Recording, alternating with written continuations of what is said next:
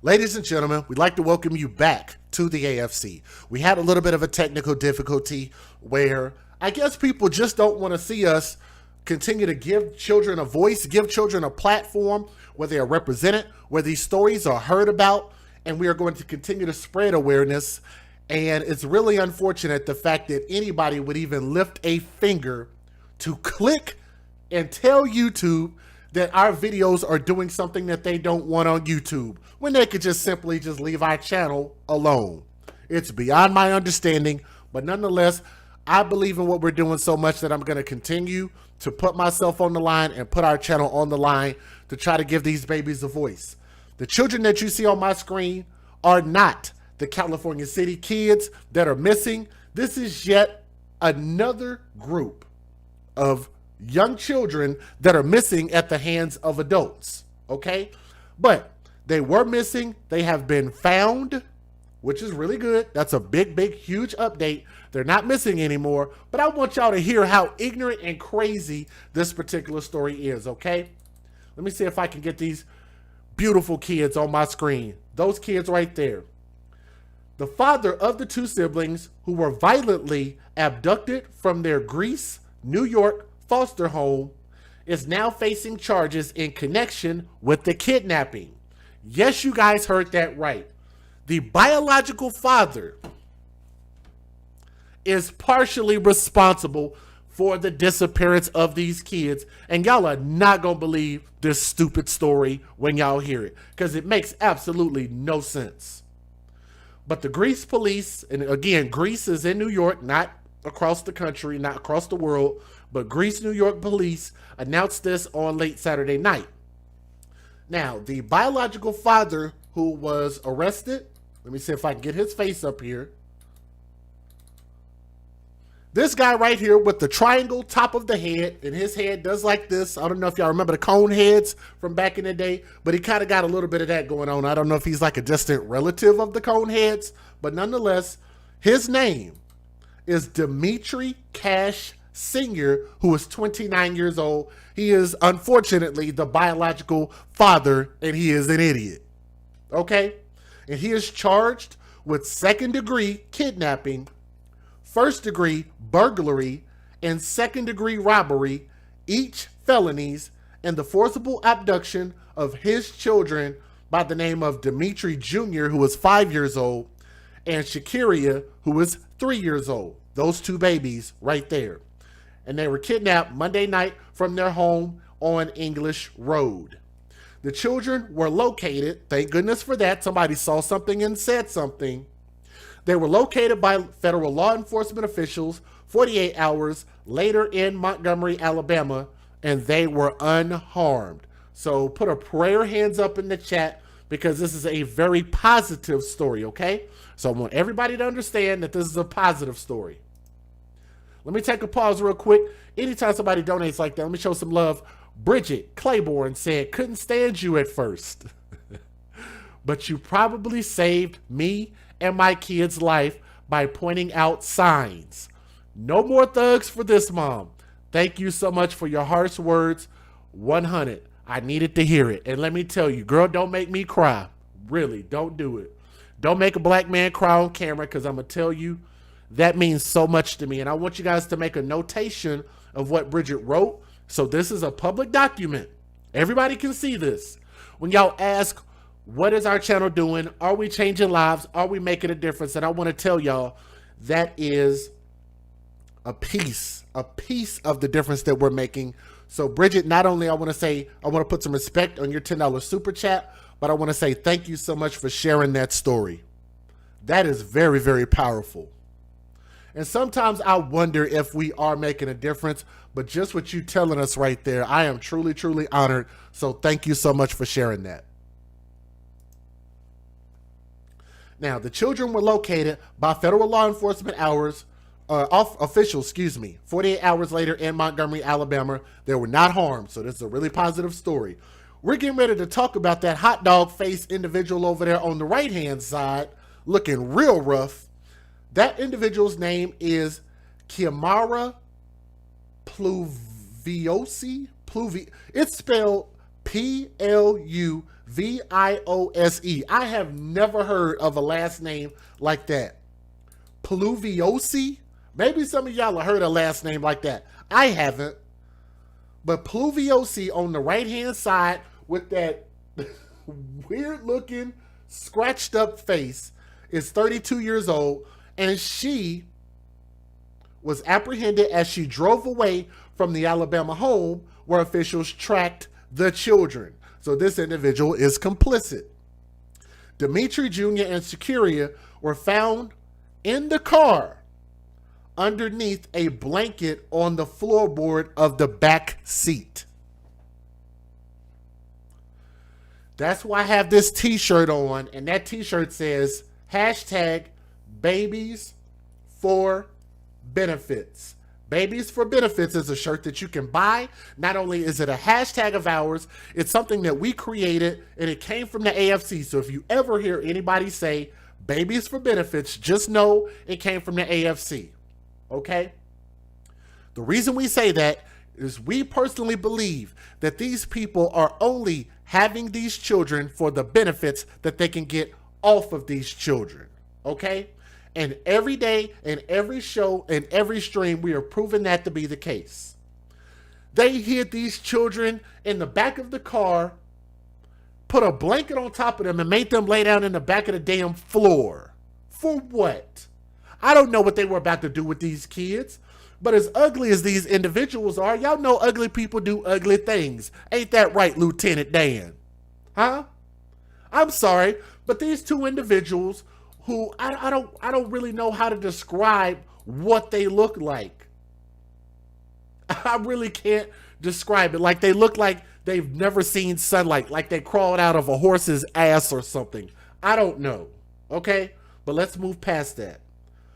Kamara Pluviosi, I use that term loosely, the woman on the right-hand side, is also charged with second-degree kidnapping, first-degree burglary, and second-degree robbery. She is currently being held in Alabama, while Cash was arrested Saturday morning and is being held in Monroe County Jail on a $100,000 cash bail or $300,000 bond. Dimitri Jr. and Shakiria, the two kids, were abducted at 8:40 p.m. Monday, triggering an Amber Alert. So some of y'all might have actually heard that Amber Alert if you lived in that area. Officials were able to track a vehicle rented locally to a home in Alabama. And within 2 hours of tracking the vehicle, the children were rescued. Damn good job. Damn good job. As a matter of fact, I might actually have that city wrong. I know I said New York, but let me correct it. I'm not sure if this was in New York or not. Greece? I don't know. But it says the kids were recovered in Montgomery, Alabama. So maybe I have the New York thing wrong. So I'll retract that. Okay. But anyway, we know you will have many questions regarding the details of this case, but important investigative steps still need to occur before we can release more information, Greece police said in a release. The siblings were forcibly and violently removed from their foster home. Let me repeat that. The siblings were forcibly and violently removed from their foster home. What does that mean? That means whoever had custody of this kid, of these kids, some kind of way, I don't know. I'm so confused. Let me tell y'all why I'm confused. We have not heard from the biological mother. I don't think that's the biological mother. I think that individual right there, that funny head looking woman, is actually the dad's girlfriend, but I don't know that to be a fact. I just don't think that's the mom, but it could be. I just don't think it is. Oh, it started in New York. Okay, so thank you. Okay, so I thought that, but I wasn't sure. But whether that's the mom or not doesn't matter. The biological father, who had custody of the kids? I'm confused. Maybe y'all can help me clear this up. Maybe somebody from this area, does somebody know who these individuals are? Did he have custody, lose custody? The kids ended up in foster care, and they were in a foster home, apparently doing just freaking fine, and they decided to come take these kids from that foster home. And so let me ask y'all this. Do y'all think that this father actually gave a damn about these kids? I'd say no. And the reason I say no is because if you cared about these kids enough, they would have never ended up in foster care to begin with. That does not mean all situations, but I do mean the majority of situations where children end up in foster care. It's because the parents did not care enough about those kids to do what it had to do what they needed to do to make sure that those kids didn't get to that point. Again, hashtag not all. For the people who be all up in their damn panties and stuff, all up in their feels, and be like, it ain't all just Jay, you know the system is corrupt. I know it's not all. It's not all. Jesus Christ. It's not all. But it's too many. That you cannot debate. It's too many. Okay, let's move on. The siblings were forcibly and violently removed from their foster home on English Road around 8:40 p.m. Monday by two masked, unidentified suspects. Police have not yet publicly identified these two suspects, but Greece Police Chief Drew Forsyth said earlier in the week that blood evidence was recovered at the scene. Police have not revealed if the two masked suspects are in custody, which could potentially be the two people they arrested. We don't know that to be the case. I don't know if those two actually match up. But officials also haven't released how Cash or Pluviosi were allegedly involved in the kidnapping. It's unclear how the two suspects in the custody know each other. Dimitri Jr. and Shakiria were abducted from their Greece home during bedtime Monday after two men broke in a window and restrained their foster mother with duct tape. 5 other foster children were in the home, and all of the kids were under the age of 10. If that doesn't tell you how bad we have it in a society right now, in America right now, the fact that this, let me see. They said 5 other kids. That means that this foster mother had 7 kids in her possession. Can somebody take a notation of that in the chat? The foster parent had 7 kids in total inside that house.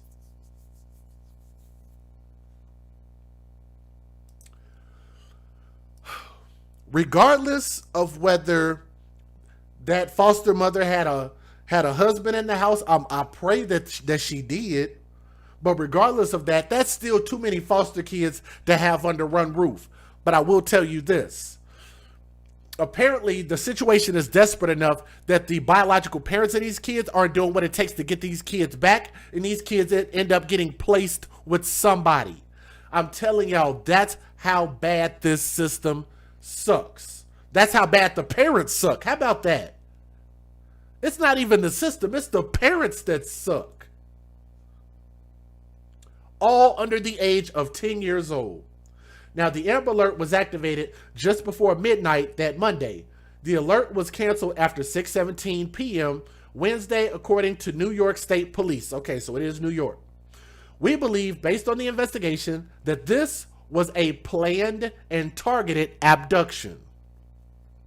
Marshals Charles Salina from the U.S. Marshal Service Fugitive Task Force said officers in Alabama set up surveillance on the home where they had tracked the rental car. Forsyth said Wednesday that Cash Sr., the father, was a person of interest. Cash Sr. has misdemeanor charges pending from a January 2020 incident where he is accused of abducting his son from Autumn Lane Elementary School in Greece. Golly. Let me give you guys the fair usage and let me let y'all hear the news videos. Let's get it. Federal law allows citizens to reproduce, distribute, or exhibit portions of copyrighted motion pictures, videotapes, or video discs under certain circumstances without the authorization of the copyright holder. This is called fair use. It is allowed for purposes of criticism, news reporting, teaching, and parody, which doesn't infringe of copyright under 17 U.S.C. 107. Also, guys, don't forget, please click that thumbs up when y'all come in. Our goal is 400 thumbs up. We're a little bit short of that. Make sure you guys click that thumbs up, okay? Here we go. Let's get it. We're starting with some urgency this morning. Good morning. We have breaking news. Greece police issuing an Amber Alert for a 3-year-old girl and 5-year-old boy. Police say were abducted Monday night. Yeah, take a look at their pictures. According to the Amber Alert, 3-year-old Shakiria Cash and 5-year-old Dimitri Cash were abducted on English Road in Greece around 8:40 p.m. Police say these children were taken under circumstances that lead investigators to believe they are in imminent danger of serious harm or death. So take a close look at those pictures there. We go live now to Eriketta Cost in Greece, who's been following this all morning. Eriketta, what can you tell us at this point in the investigation? Well, Leah, I've been out here all morning. There's been a police presence in and out, just monitoring the scene. The house behind me is confirmed where they were abducted. Now, I also can confirm this is a foster home where the children were staying at. Some things we noticed throughout the night, we saw police boarding up what appeared to be a smashed window on the left side of the house. They have since left. Again, 3-year-old Shakiria Cash and 5-year-old Dimitri Cash are in danger, police say. They're looking for 2 unknown suspects. Now, I want to go over what the children look like first. Shakiria Cash, braided hair, was wearing panda pajama pants when she was last seen. She's 4 feet tall, 40 pounds. Dimitri Cash has short black hair. He was last seen wearing fire truck or dinosaur pajama pants. He's about 4 feet tall and 50 pounds. Now, police are looking for 2 unknown suspects. Again, both of those suspects, black men, over 6 feet tall, were both wearing black knit hats, Dickies work pants, black ski masks, and both over 200 pounds. Now, they were last seen, police say, out here on English Road in Greece. Police also say that these suspects actually took a van on this property with the children inside. That van was since located at a nearby apartment complex, but it was abandoned and empty. Now, I want y'all to hear how stupid that is. Are y'all able to hear that news story pretty good? I want y'all to listen at how stupid this is. These parents were so bad that they lost custody in the first place. So they were already showing that they didn't care about these kids. But then, once they lose the kids, once the kids end up in the system, then the kids get into a foster home. Now you want to go having your thugs go break into somebody's home and go kidnap the kids, not only once, but twice?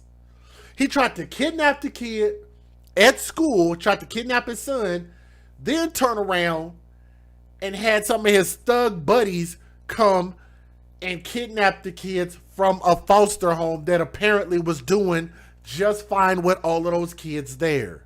You put forth all that freaking effort,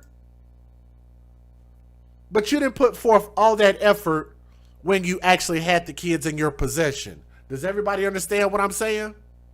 Let's keep going. Afternoon, it's been our breaking news since early this morning. Greece police looking for 2. Today, an Amber Alert was issued for 2 children who Greece police say were abducted last night. The 2 children, 3-year-old Shakiria Cash and 5-year-old Dimitri Cash Jr., forcibly taken from their foster home by 2 men. We'll have details about the search for suspects with Kayla Green in a few moments. First, Christian Garzone joins us live from Greece Police Headquarters, where the investigation is underway. Christian, what do we know to this point? Well, John, Greece Police Chief Andrew Forsyth says those 2 missing children are part of a foster home that has 7 children in it on English Road, not too far from here. Police say last night the female homeowner was downstairs and her foster children were upstairs when she heard a crashing noise. Police say 2 male suspects entered the home through a window. She screamed and 2 of the kids came running downstairs. The 2 men grabbed the 3 and duct taped them forcibly together, also taping the woman's mouth shut. The men men then went upstairs and took Dimitri Cash Jr. and Shakiria Cash. They then took off in a van, later ditching that on Whitehall Road. Investigators say Shakiria has braided black hair and brown eyes, about 4 feet tall and weighs about 40 pounds. She's 3 years old. Dimitri Cash Jr. has short black hair, about 4 feet tall, and weighs 50 pounds. He's 5 years old. Police say he was wearing either fire truck or dinosaur pajamas. Those two suspects are described as black men over 6 feet tall. Both were wearing flannel shirts and Dickies work pants and black ski masks.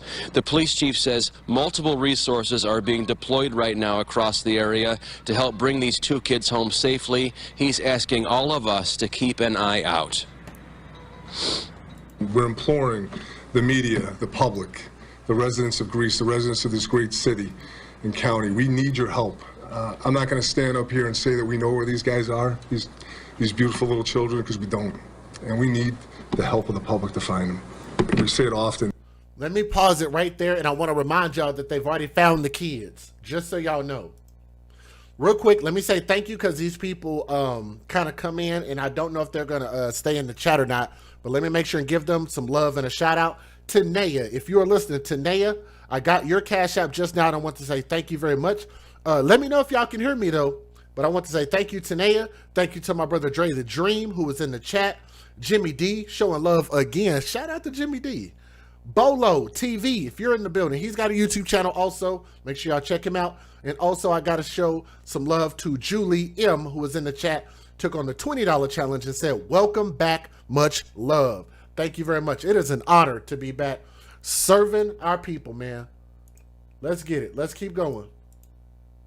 Afternoon. It's been our breaking news since early this morning. Greece police looking for two children who were abducted from their home last. Yes, I don't know if they taped up the other children. That's a great question. But y'all also got to remember that these were all small children. Somebody in the chat asked if they taped up the other children, where the other children were all under the age of 10 years old. So they were all small kids. So I'm not sure that they had to, but I'm not sure. They did not specify. Night, the Amber Alert was issued for 3-year-old Shakiria Cash and 5-year-old Dimitri Cash, pictured here. Police say they were abducted on English Road in Greece just before 9 o'clock last night. Also, let me show some love real quick, if y'all don't mind. Said, we missed you. So glad you're back. That's from Jody Osborne in the PayPal. I want to say thank you very much. Also, Lynn Eversley in the PayPal. I want to say thank you to you as well. I just did not want to miss you guys, and I do appreciate all of y'all, okay? All right, let's keep going. We have team coverage with Christian Garzone and Erica Cost today at noon. Christian, we begin with you. Greece Police Chief Drew Forsyth gave an update mid-morning. What did we learn in that update? Well, Mark, the Greece police chief says those missing children, the two of them, are 2 of 7 who live at a foster home over on English Road. Police say last night the female homeowner was downstairs while her foster children were upstairs when she heard a crashing noise. Police say 2 male suspects entered the home. She screamed, and 2 of the kids came running downstairs. The 2 men grabbed the 3 and duct taped them forcibly together. They also put duct tape over the woman's mouth to stop her from screaming. The men then went upstairs. So y'all heard that right there. They just confirmed that they did indeed duct tape some of the kids too. Let me back that up so y'all can hear that detail again. Back it up just a little bit more. Last night, the female homeowner was downstairs while her foster children were upstairs when she heard a crashing noise. Police say 2 male suspects entered the home. She screamed, and 2 of the kids came running downstairs. The 2 men grabbed the 3 and duct taped them forcibly together. They also put duct tape over the woman's mouth to stop her from screaming. The men then went upstairs and took Dimitri Cash Jr. and Shakiria Cash. They then took off in a van, later ditching that on Whitehall Road. Investigators say Shakira Cash has braided black hair and brown eyes, about 4 feet tall and weighing 40 pounds. Dimitri Jr. has short black hair, 4 feet tall, and weighs about 50 pounds. Police say he was wearing either fire truck or dinosaur pajamas. Those two suspects are described as black men over 6 feet tall, weighing about 175 pounds and 200 pounds each. Both were wearing flannel shirts and Dickies work pants and black ski masks. The police chief says multiple resources are being deployed right now across the region to bring the two kids home safely. At this point, we have not been able to locate either of the children. We've contacted the task force, the Marshals Task Force, which is comprised of state, federal, and local agencies to aid in the search of these two children. That's paramount for us, is to try and locate the children. That's our first mission here. Now, police say they are looking for the father of the children, Dimitri Cash Sr. He is not a suspect, just somebody they want to talk to in this whole matter. From Greece, Christian Garzone, News 8. Mark, back to you. Christian, thank you. Our team coverage continuing now with Erica Cost, who was at the scene of the abduction at 5 o'clock this morning. She joins us live again from English Road, where that abduction took place. Erica, what are neighbors saying about what happened there? Okay, now to answer a question, I know people have questions, so let me address this real quick. And shout out to Rochella, as how did he know where the kids were living? Well, that's actually a great question. I have no idea how he was able to find that out. But, you know, if they live in the same city, I'm sure somebody just talked. Maybe he saw something. It's really kind of hard to know. But he found out where his son was going to school and tried to abduct his son at the school one time. And then later on, they found out that his son was living at this foster home, and then had his thug buddies come in there and bust through the home. I just don't understand how you make that much of an effort after your kids are taken, rather than make the effort when you actually have the kids in your possession. Mark, we talked to quite a few neighbors out here, many just not wanting to go on camera for their own safety, but many just saying this is not something you see around here. One mother saying she can't even imagine what the mother of the foster family is going through, what she went through. Another family we spoke to lives right across the street from where it happened. They lived here about a year. They say they actually saw the van, the one police described, pull out of the driveway last night around the same time the incident occurred. They didn't know what was happening at the time, but they are shocked, shaken, and still processing it all. It was me and my dad. We were going to CPS. It was at 8:40 something. We saw it was a black van or something like that coming out. But at that time, we didn't know. I saw a lot of cops came, and they came to our house asking questions. Yeah. What sort of things did they ask you guys? They asked her, like, do you guys have, like, camera? Like, do you guys know anything? You guys saw anything?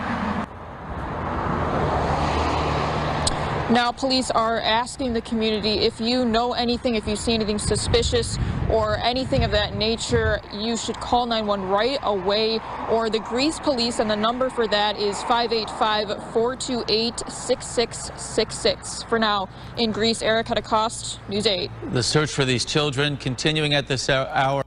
Somebody in the chat said the father has a GoFundMe. Are you kidding me? Can you post that in the chat if you have the link? If you can't post it, post it in the chat, then email it to me. My email address is theafcmatters@gmail.com. If that's indeed true, please send that to me. Anybody who has the biological father's GoFundMe page.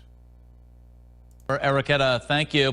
Investigators, as Christian mentioned, looking to speak with the children's father, Dimitri.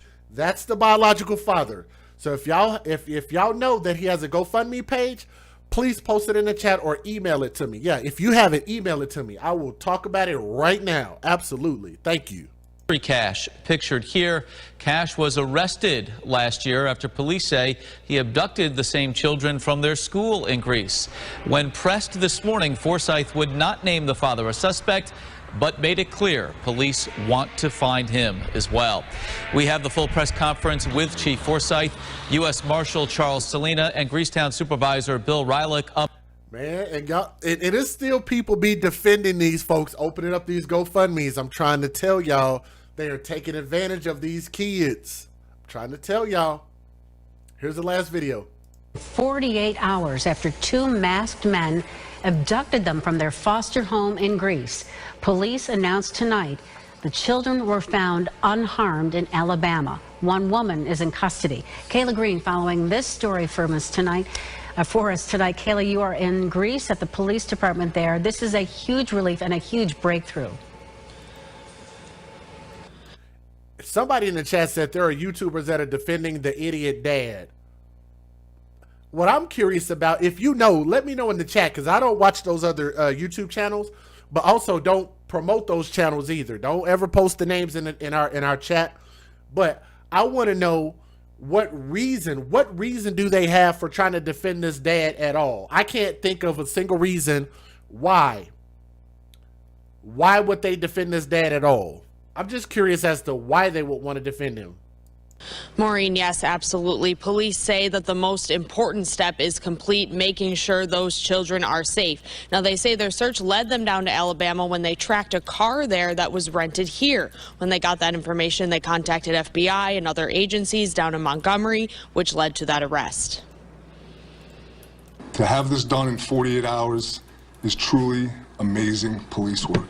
Greece Police Chief Andrew Forsyth says officers worked around the clock to find Shakiria and Dimitri Cash after they were taken violently from their foster home Monday night. He says they received many tips from the public, but tracking a rental car led them to a lead in Alabama.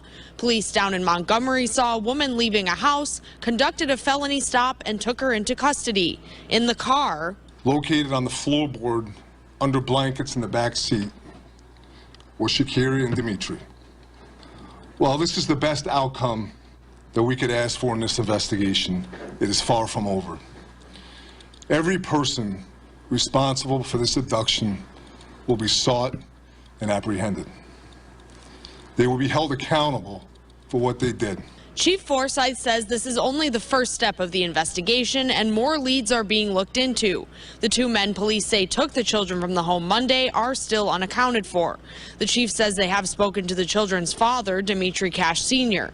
He says they didn't talk to Dimitri in Rochester. They still want to speak to him further and they don't know where he is now. He says there's a lot more work. Oh, somebody already sent me the GoFundMe. Do y'all want to see the GoFundMe page? Oh my goodness.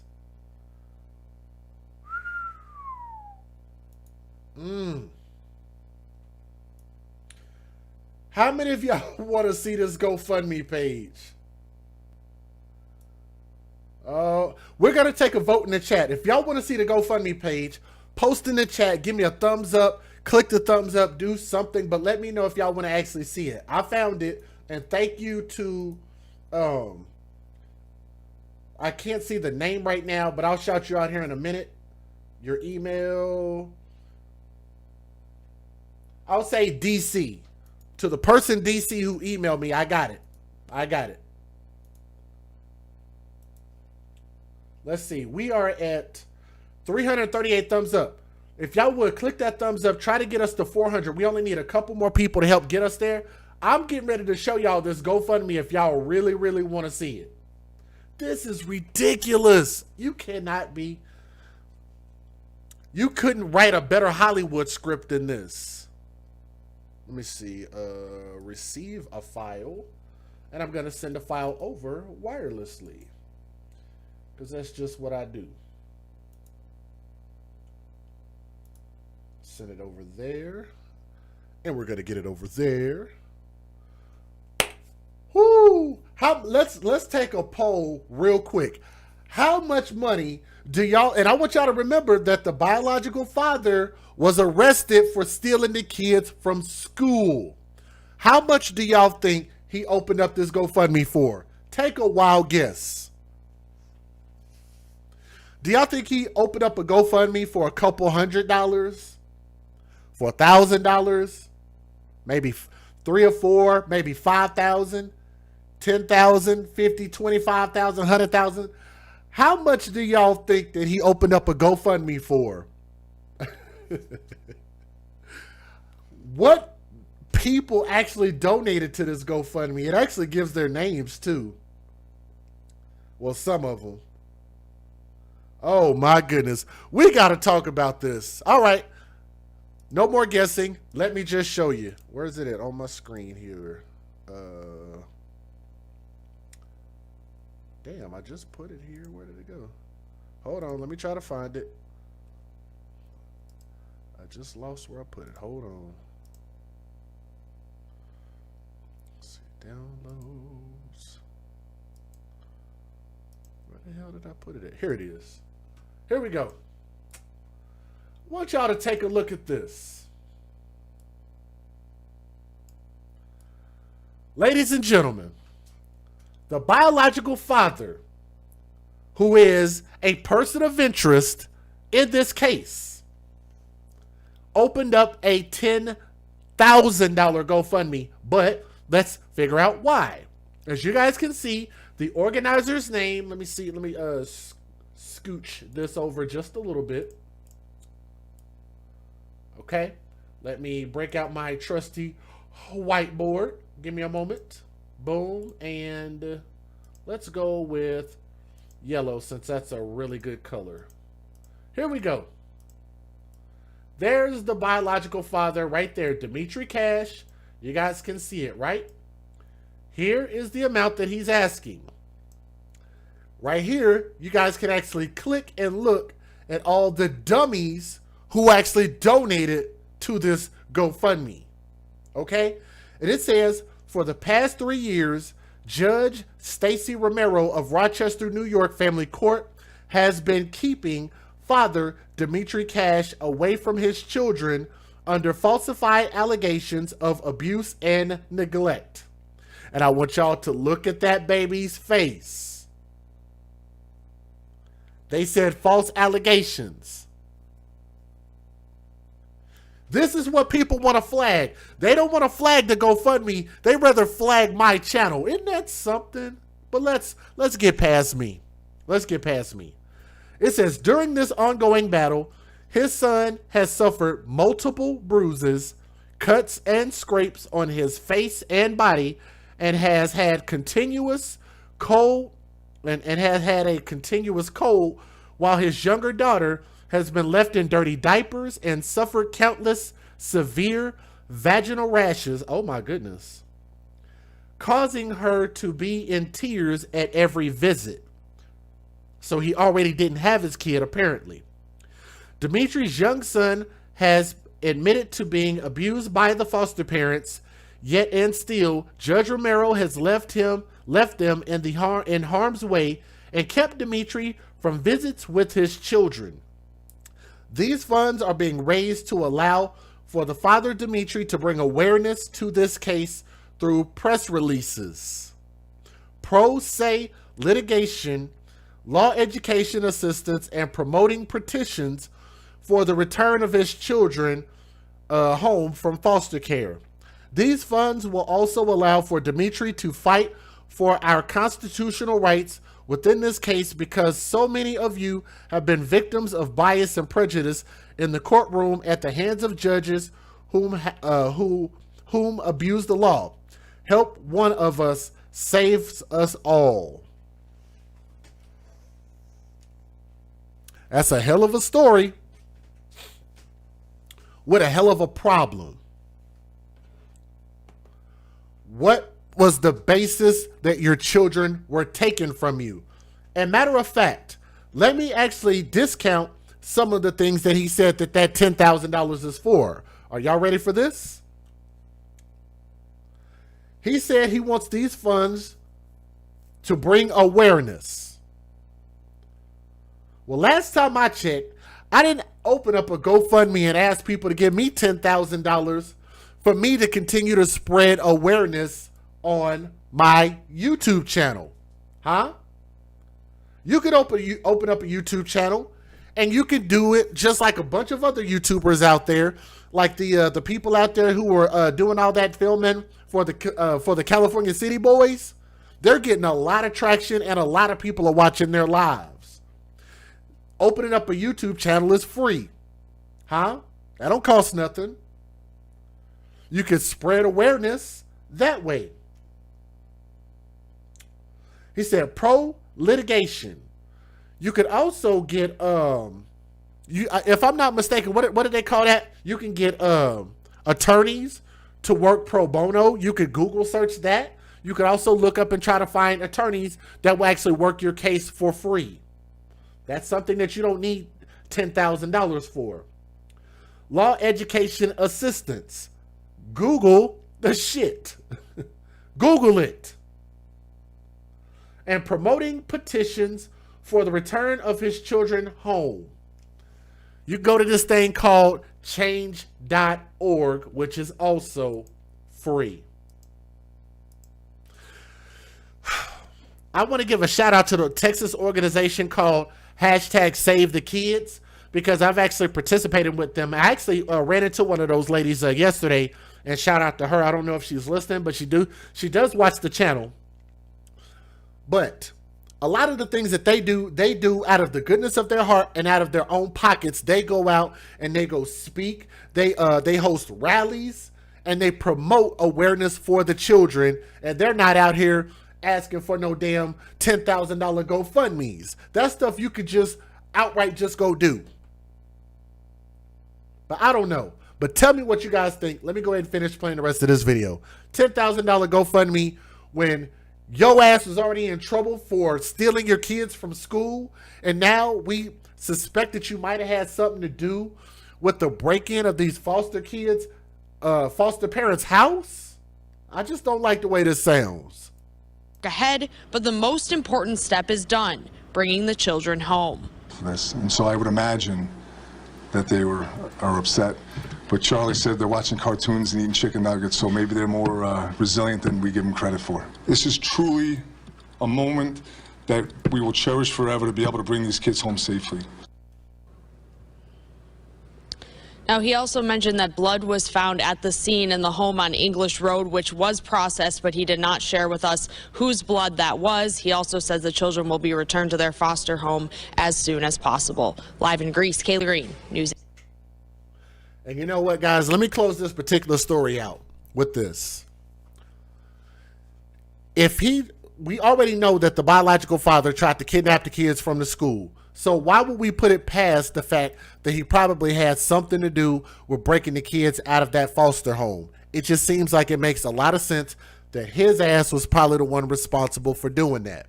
And on top of that, let me say this. Regardless of what you suspect that your kids were going through in this foster home, what good does it do for you to break the law, steal your own children who were not legally in your possession, and keep them where and keep them for how long? How does that give your kids an opportunity to grow up and become something great when you're breaking the law and the law is going to be looking for those kids, and those kids are not going to be in a safe environment because you're running from the law? That's not a smart thing to do. And not only that, why would anybody turn around and put money into a GoFundMe like that? Is just beyond my comprehension. But like I say, I really wish people would just think rationally. Just think rationally and stop thinking so emotionally. Okay? Put these children first. We need to do what's best by the children. The judge feels like she's doing what's best by these children. And if we feel like it's incorrect or the judgment of the judge was not correct, then there are legal ways of going about doing that. But what you don't do is you don't go set up kick doors and go kicking in people's front door and go duct taping people and duct taping other kids in order to take your kids, and now y'all gonna be on the run. That makes no sense at all. That, my friends, is just stupid. But I hope that we can get some more clarity with this particular story. I can promise you guys, if there are any major updates with this story, we will represent this story on the channel, and maybe they'll prove me wrong. I haven't been proven wrong yet. We haven't had to put up a retraction yet. We get people to flag all the damn time, but flagging the channel and proving me wrong is not the same freaking thing. Two different things. I would love for you guys to prove that I'm wrong. with your words, with evidence. Show me that I'm wrong. Other than that, let the AFC do what the AFC do and advocate for children first. Okay, thank you. Now, ladies and gentlemen, we have a second and a third story. We will not take quite as much time with these. I know you guys got to get to bed. It's Sunday. A lot of y'all got to go to work. And thank you guys for getting us to 400 thumbs up. If y'all would, story, as my system is glitching a little bit, but it's okay. All right, let's bring up our next story, which is just as crazy. Let me see. The individual on my screen is who we're going to be talking about next. Let me get their news videos up here. Give me a moment.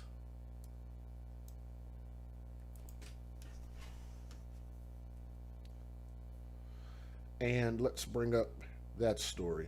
And by the way, whoever emailed me that, I want to thank y'all again. Y'all worked really quickly. So thank y'all for that email. And we were able to get that GoFundMe up while we were live. And that's why I love having the live chat, because we're able to get some things done while we're on here. No, Cupcake is actually coming up right after this one. I can't speak. Unapologetically light skinned. I got tongue tied trying to say your name. But it's coming up right after this story, okay? But there's a small update with that. Yep, unapologetically, you sent me the same GoFundMe. Thank you very much. I did get it. Thank you. So good. 2 people sent us the correct link. So we got it. Okay. Here we go. Let's talk about this next story. Let me pause the ads, because these things are a little bit loud.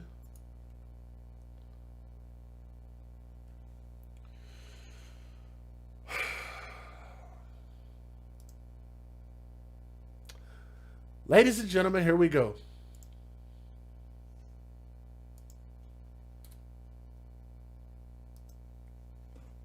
Ladies and gentlemen, with this particular story, I want to thank again to the person in the chat. We had a person that came in and donated earlier that actually let me know, and I don't see the name in there right now, but let us know that this show and this channel and what we speak for, we advocate for our children first, actually made a difference in their life when it comes to dating choices.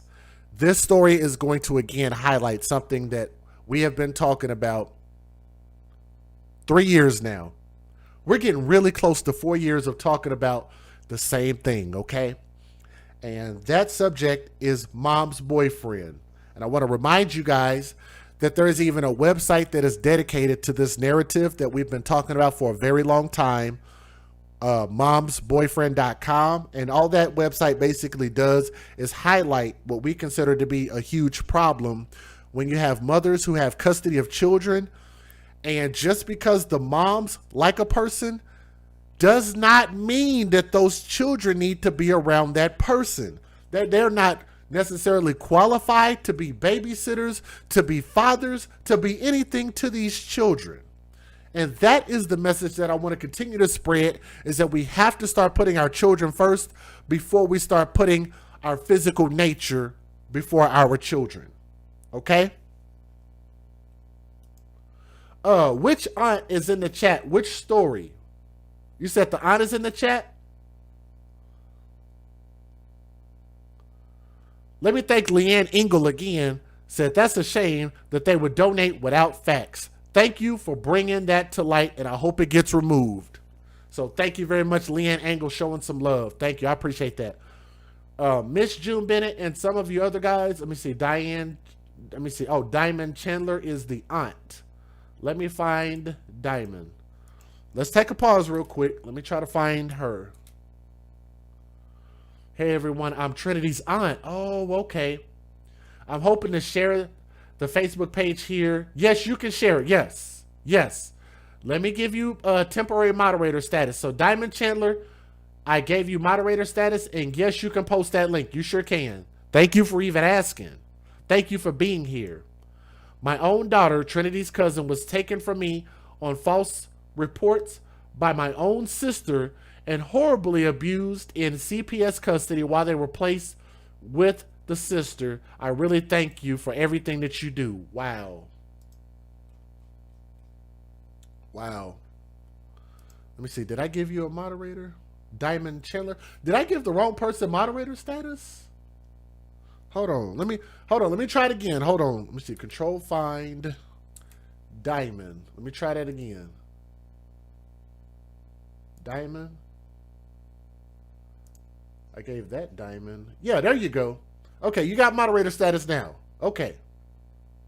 There you go. Let me open up that page.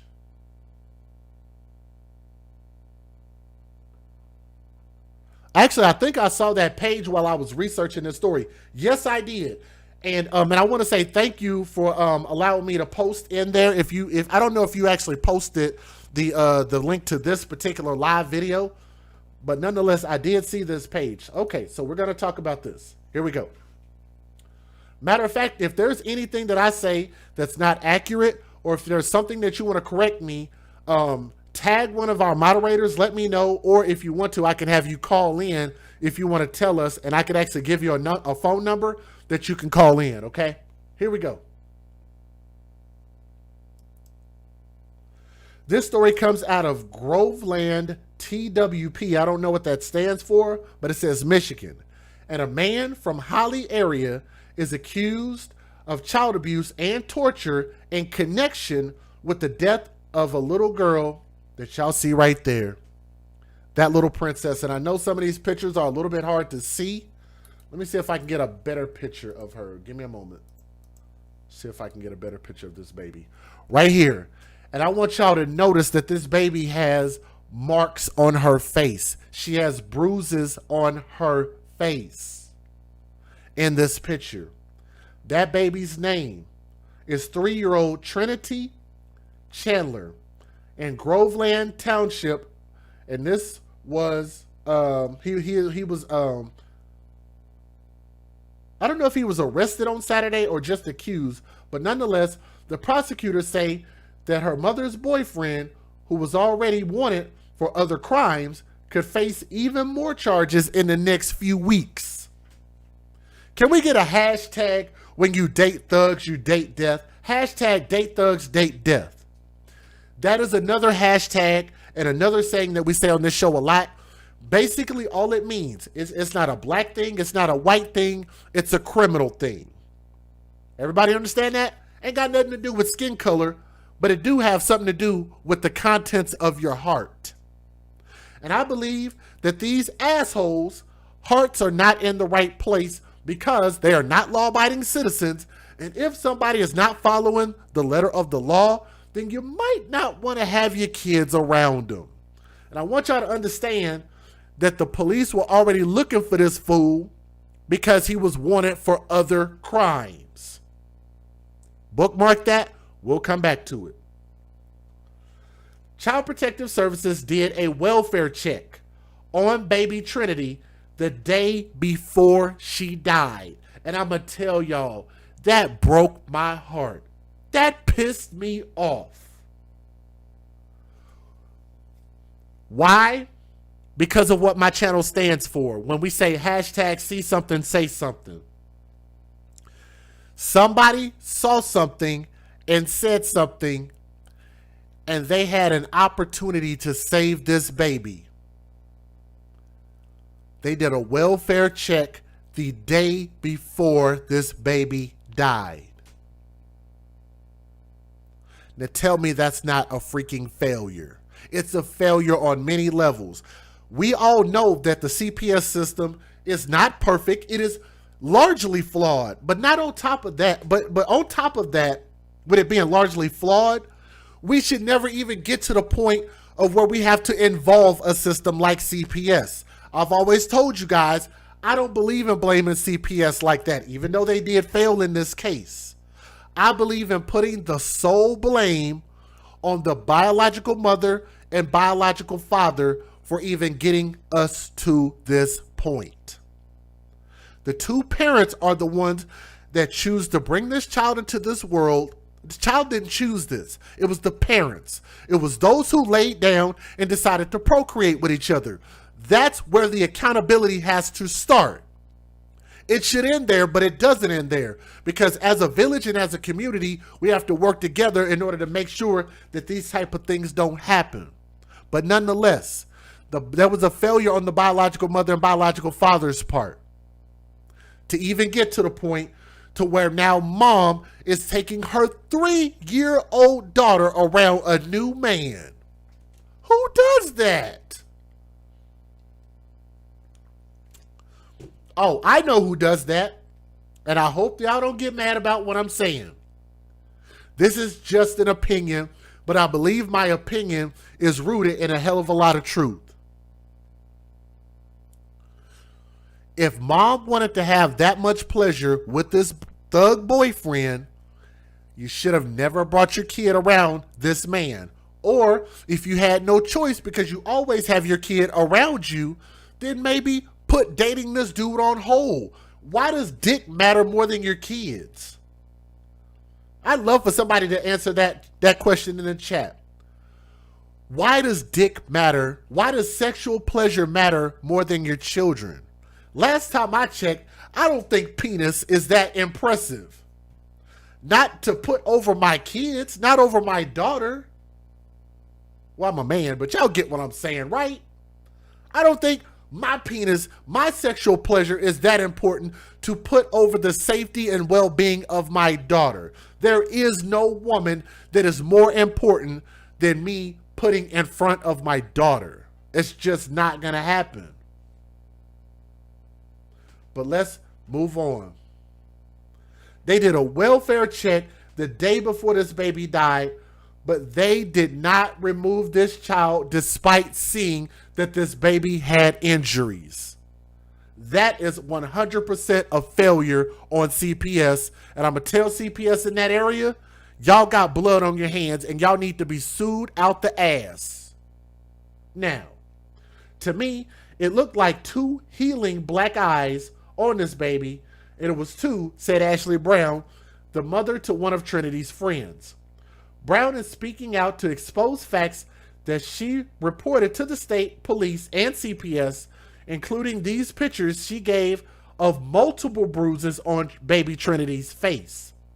These injuries the child allegedly suffered at the hands of Samuel Lester Smart. And let me get this dummy on the screen.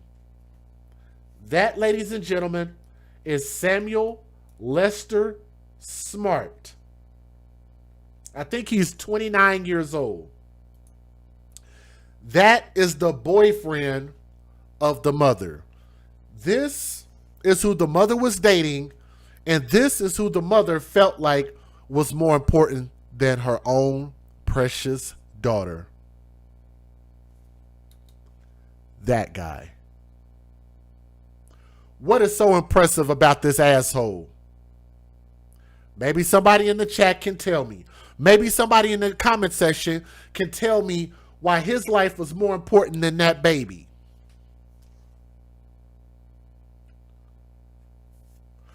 October is when I made a report with MSP. A couple of months prior, I saw her with marks under her eyes. It was obvious abuse. They could have taken her somewhere safe until the investigation was over, Brown said. She says documented abuse goes back to August and October, but somehow Trinity remained with the mother, who would leave her with that guy. This is not my words, hashtag not my words. Don't get mad at my words. I'm telling y'all what they reported. This is what the police reported. If you get mad about what I'm saying, then get mad at the police. Get mad at the news stations. But don't get mad at me about having an opinion about what they said and what they put out as a fact. Nothing was done, according to Brown. She wasn't taken. We hoped she would be, but we knew she wasn't. During a virtual arraignment on Tuesday, 29-year-old, what's this boy's name again? Samuel Lester Smart, 29 years old, showed zero emotion and only gave short answers as he was charged with child abuse and torture, which carries a maximum life sentence in prison. Life in prison. Even more alarming, The detectives said they found video evidence that proves exactly what took place. So there was video evidence. Somebody has video evidence. I want y'all to absorb that just for a moment. So that means people already knew what was going on and didn't do a damn thing in order to get this kid to safety. This might have been a time where it might have been good to come kidnap your kid if you're the biological father. I'm not saying do that. That's against the law, but I'm just saying. Michigan State Police say that Smart is the prime suspect in the child's death. Now, sources confirm the young girl suffered bruises and internal bleeding after being left alone with Smart at Groveland Manor Mobile Home Park. I'm not going to do it. I'm not going to do it about the mobile home. I'm not going to do it. Let's move past the mobile home. There have been multiple CPS investigations and reports between Mr. Smart and 3-year-old Trinity Chandler. Let me say that again. According to the documents, there have been multiple CPS investigations and reports between mom's boyfriend and 3-year-old baby Trinity.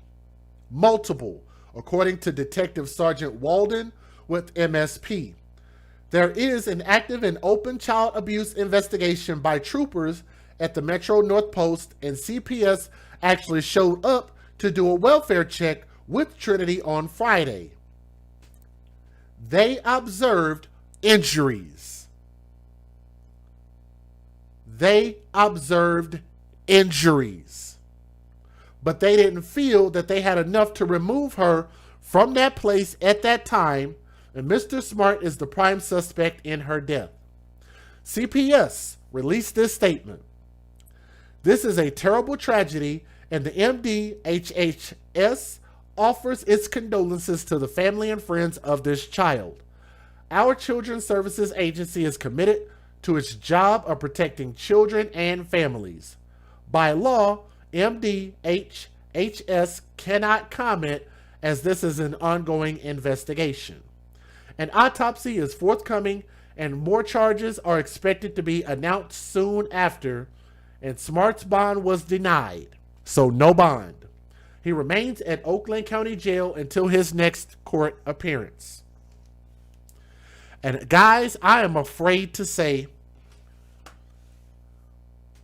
I always have a suspicion when these type of things are going on, what else they actually recorded. Yes, there was recorded abuse. I wonder what else they recorded. I wonder what else would cause internal bleeding to a 3-year-old child. Do y'all know what I'm saying? Does anybody know where I'm going with this? What do y'all think that this grown-ass thug, 29-year-old man could have possibly done with a 3-year-old child that was left in his sole possession that would have caused internal bleeding to a 3-year-old baby that could have potentially be captured on camera? I'm not going to even say it, but if y'all want to say it in the chat, then post it in the chat.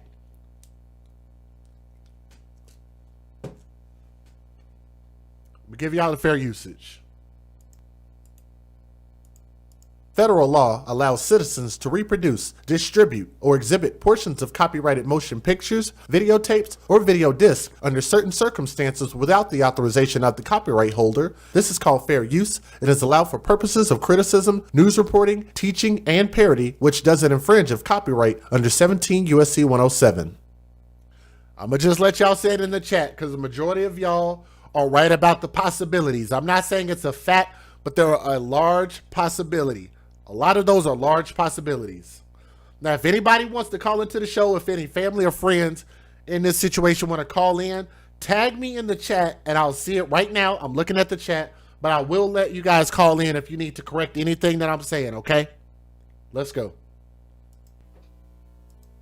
Well, those who knew and loved 3-year-old Trinity Rain say as soon as they noticed any signs of abuse, they tried to get the proper authorities involved.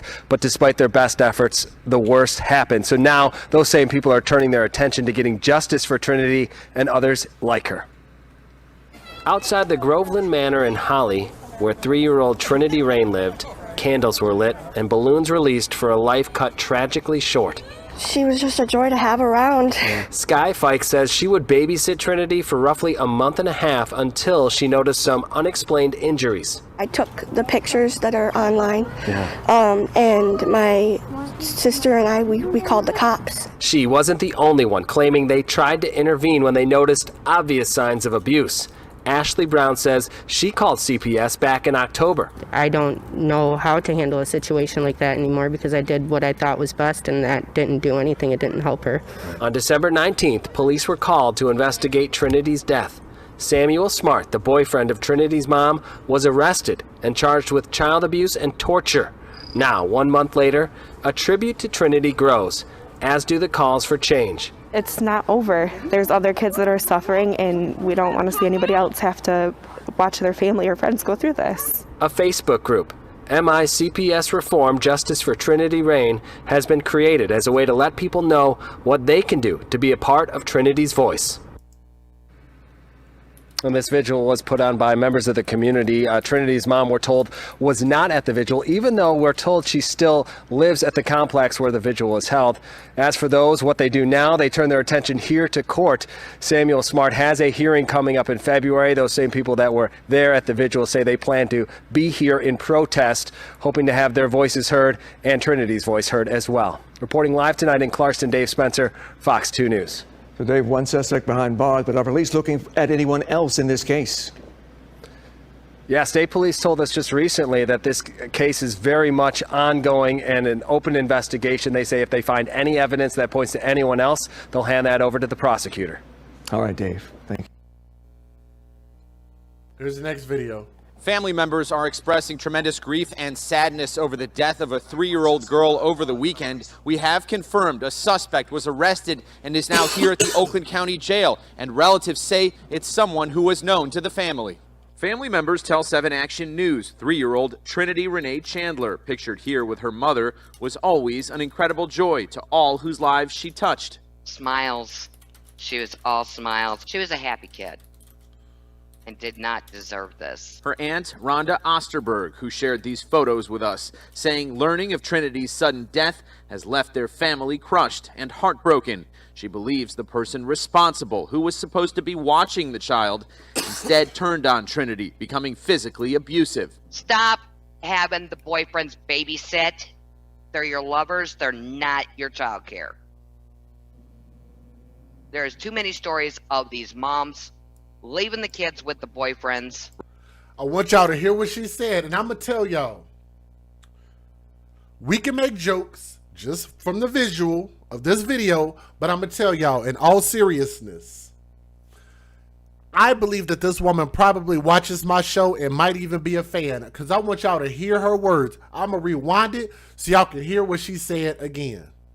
Rhonda says physically abusive. Stop having the boyfriends babysit.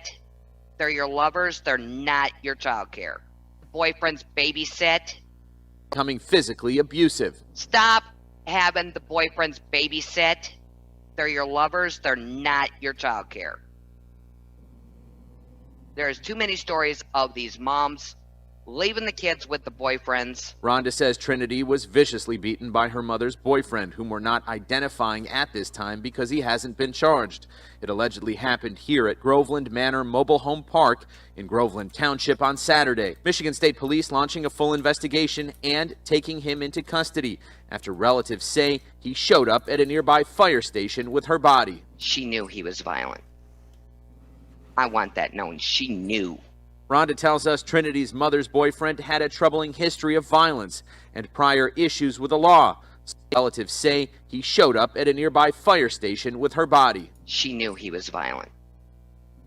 I want that known. She knew. Rhonda tells us Trinity's mother's boyfriend had... I want y'all to hear that. She says she knew. Had a troubling history of violence. The mom knew that this man was violent. That's what the lady just said. Violence and prior issues with the law. I'm getting ready to open up the line here in just a moment. I'm getting ready to open up the StreamYard for those who want to speak about this particular story. Some of them documented by Child Protective Services. Another reason never to trust him alone with her. She was trying to leave him. She was scared to death of him. Well, if you're scared to death of him, you don't leave your child with him. The family is asking for help with funeral expenses. We put a link to the GoFundMe page on our website, wxyz.com. We've also learned charges are expected to be announced as early as tomorrow. From Pontiac, Simon Shaykat, 7 Action News. This is truly a sickening crime, and even more appalling. We've now learned Child Protective Services did a welfare check on Trinity the very day before she died, and they discovered injuries, but still chose not to remove her. To me, it looked like healing from like 2 black eyes. It was 2. As mother to a friend of 3-year-old Trinity Chandler, Ashley Brown is speaking out to expose facts. She says she reported to state police and Child Protective Services, including these pictures she gave us of multiple bruises on Trinity's face. Injuries the child allegedly suffered at the hands of Samuel Lester Smart, the boyfriend of Trinity's mother. October is when I made the report with Michigan State Police for the incident on the face. It was a couple months prior that I had seen her with marks under her eyes. It was obvious abuse. They could have at least taken her and had her stay somewhere safe until their investigation was over. Are you asking the court to appoint a lawyer for you? Yes, ma'am. During a virtual arraignment, the 29-year-old showing no emotion and giving short answers as he's charged with child abuse and torture, which carries a maximum life sentence. Even more alarming, a detective says they found video evidence that proves what took place. I discussed with you earlier that there was a video. Michigan State Police say Smart is the prime suspect in Trinity's death. Sources confirm the young girl suffered bruises and internal bleeding after being left alone with Smart at Groveland Manor Mobile Home Park in Groveland Township. There's been multiple CPS investigations and reports between Mr. Smart and 3-year-old Trinity Chandler. There is an active open child abuse investigation that's being investigated by troopers and detectives here at the Metro North Post. CPS actually showed up to do a welfare check with Trinity on Friday where they observed injuries to her, but they didn't feel they had enough to remove her from that place at that time. Part of a statement, a spokesperson for Child Protective Services saying this is a terrible tragedy, and they offer their condolences to the family and friends of the child. They say they're committed to the job of protecting children and families, but can't comment due to an ongoing investigation. Now, an autopsy is still being performed and more charges are expected soon. In the meantime, Smart remains at the Oakland County Jail awaiting his next court appearance on January 4th. Simon Shaykat, 7 Action News. But we begin here at 5 with an Oakland County man charged with child abuse and torture of a 3-year-old little girl. Right now, Samuel Lester Smart is sitting in the Oakland County lockup after a judge denied bond. He's charged with beating Trinity Chandler, who died over the weekend in Holly Township. We want to get right to our Sean Lake, who's live tonight to break down exactly what these charges are. Sean? Kimberly, Jason, it's the charges. It's also what was just revealed a short time ago in court by an MSP investigator. The Child Protective Services investigators went to do a welfare check on this little girl on Friday. They observed that she had been injured, injuries up and down her body, but they did not act at that time. The next day, on Saturday, little Trinity was dead. You solemnly swear or affirm the testimony that MSP investigators say this man, Samuel Smart, is the main suspect in the death of his girlfriend's daughter. Saturday, family members tell us little Trinity's mom was doing her overnight work shift at a nursing home. They say Smart was home with Trinity and reported to family that Trinity wasn't waking up in the morning and took her to a nearby fire station. The little girl was dead. There's been multiple CPS investigations and reports between Mr. Smart and 3-year-old Trinity Chandler. That MSP investigator just telling the court there is video of the little girl being abused in their evidence. And just a day before, CPS investigators did a welfare check on Trinity. I just found out again also this morning that CPS actually showed up to do a welfare check with Trinity on Friday where they observed injuries to her. A welfare check by CPS where injuries to the girl were seen. Nothing was done. The next day, little Trinity was dead. Back here live now, Samuel Smart. He has been sent back to the Oakland County Jail. No bond from him. He is on suicide watch. You mentioned at the top here, he's facing 2 felony charges of child abuse and torture. However, the cause of death not yet reported by the medical examiner. Once that report is back, we could see those charges increased to murder charges. We're live tonight. Sean Lake, Local 4. Back to you guys. All right, let's take a pause real quick, guys. I'm going to try this, and hopefully this thing does not echo too badly. Let me see. I guess this is okay. Diamond, can you hear me? Yes, I can. I can hear you perfectly. Can you guys hear Diamond? Can you give me a mic check real quick? Like just say something. Oh, mic check? Okay, let me make sure that I can hear you on this end, and we should be good to go. That's actually perfect. Okay, great. Diamond, can you hear me? Yes, I can. I can hear you perfectly. Can you guys? Okay, I think everybody should be able to hear you. I was able to listen from my phone. I think we were good. Okay, would you like to tell me what your position is with this particular story, and what is it that you want to share with us? Sure. I want to thank you first for the opportunity for me to say a few words about this. I'm Trinity's aunt. I'm her biological father's sister. One thing I want to make clear is that my brother, Trinity's biological father, is completely innocent in all this. He did everything he possibly could to try and help Trinity. He spoke to her mother, telling her, I don't like your boyfriend. He's violent. I don't want him around my daughter. He called and made reports to CPS himself. He got into a physical altercation with Samuel, the man who murdered Trinity, allegedly murdered Trinity. It's just, he did everything he possibly could, and he's devastated. He's heartbroken. That was his baby. That was his world. And he spent a lot of time with her. He loved hanging out with her. He would take her on adventures. She liked to pretend to drive and sit on his lap. They loved collecting little rocks together on their walks. Like, he loved her. He adored her. Yeah. And he's... Oh, go ahead. I'm sorry. I didn't want to cut you off. Oh, yeah. And the other thing is, I created a Facebook page to try and raise awareness about CPS corruption in Michigan.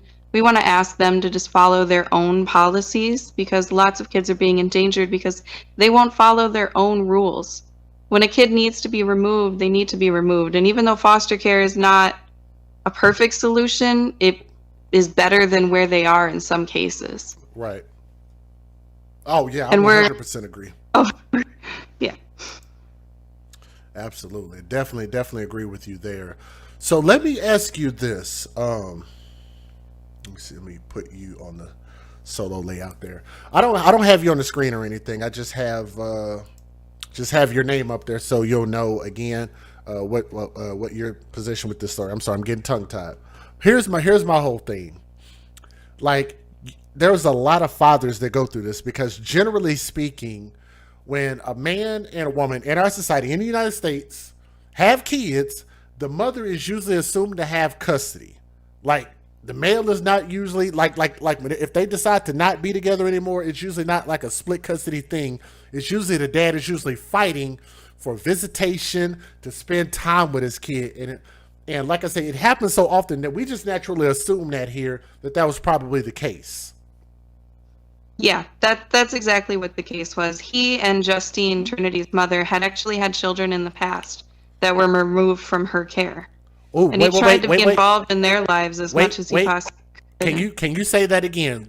Say it a little bit slowly for me so I can make sure and absorb what you just said. So my brother and Trinity's mother actually had children in the past.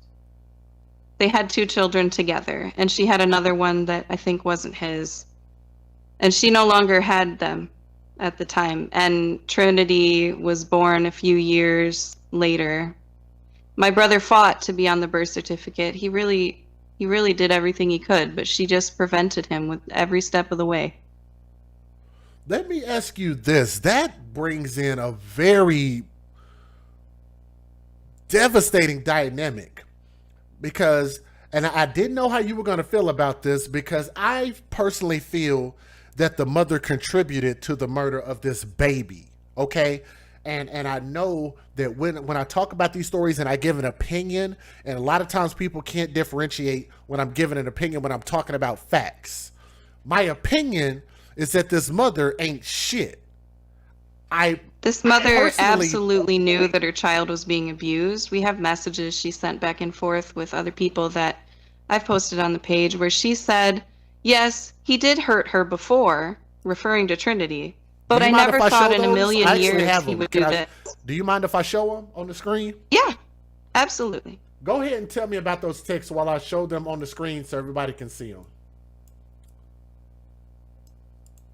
They were sent to a member of Trinity's team, someone on my page, and they were given to me. And this is where Justine, Trinity's mother, says, I knew he had hurt her before, but I never thought in a million years he would do this. Now, for me, I'm a mother, and my daughter was abused in Michigan. Her abuser is still not arrested, by the way, which is, I mean, I'm calling for the arrest of Justine because this is just egregious. This is disgusting. How can you let someone hurt your baby? Even once.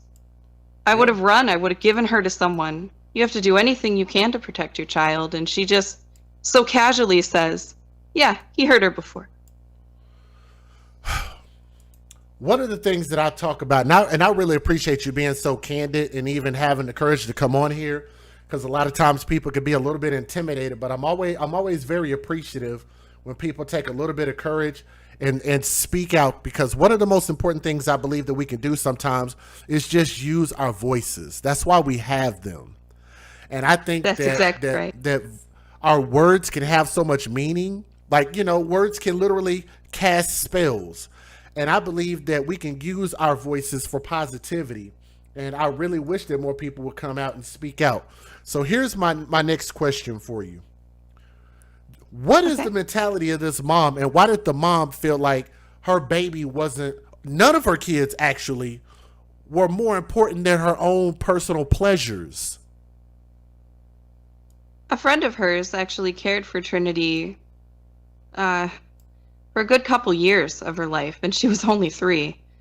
So I assume that she got this boyfriend and she wanted to play house and got her baby back from her friend. And my brother kept trying to be involved in their life, but she just shut him out because she wanted this guy, Samuel, her murderer, alleged murderer, to play father, to play dad in her life.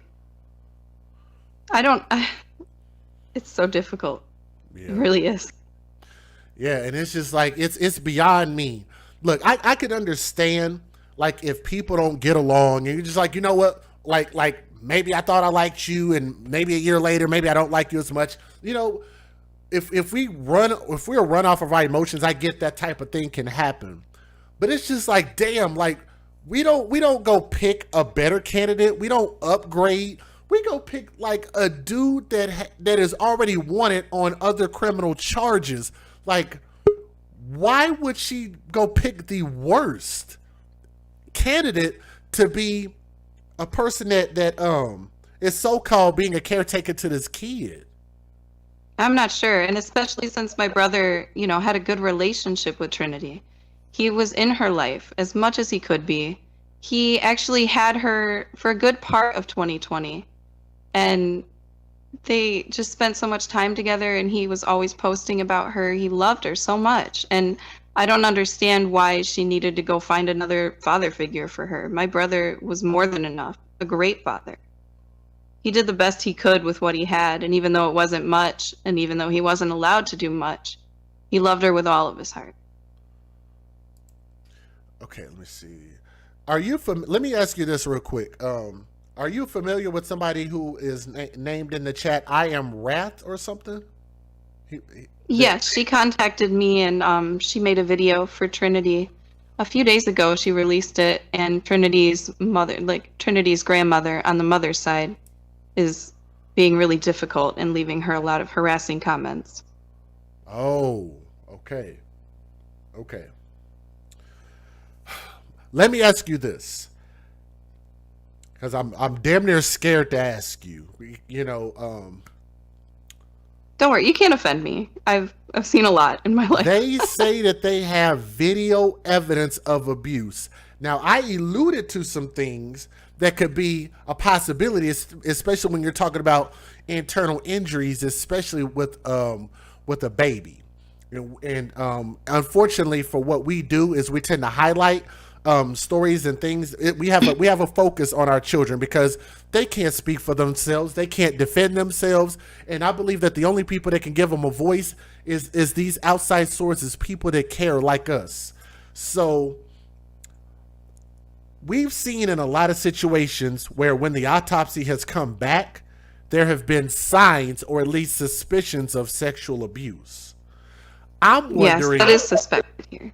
I'm wondering. So say that again for me. What'd you just say? Unfortunately, it is suspected here. We haven't gotten confirmation yet, but it is a possibility.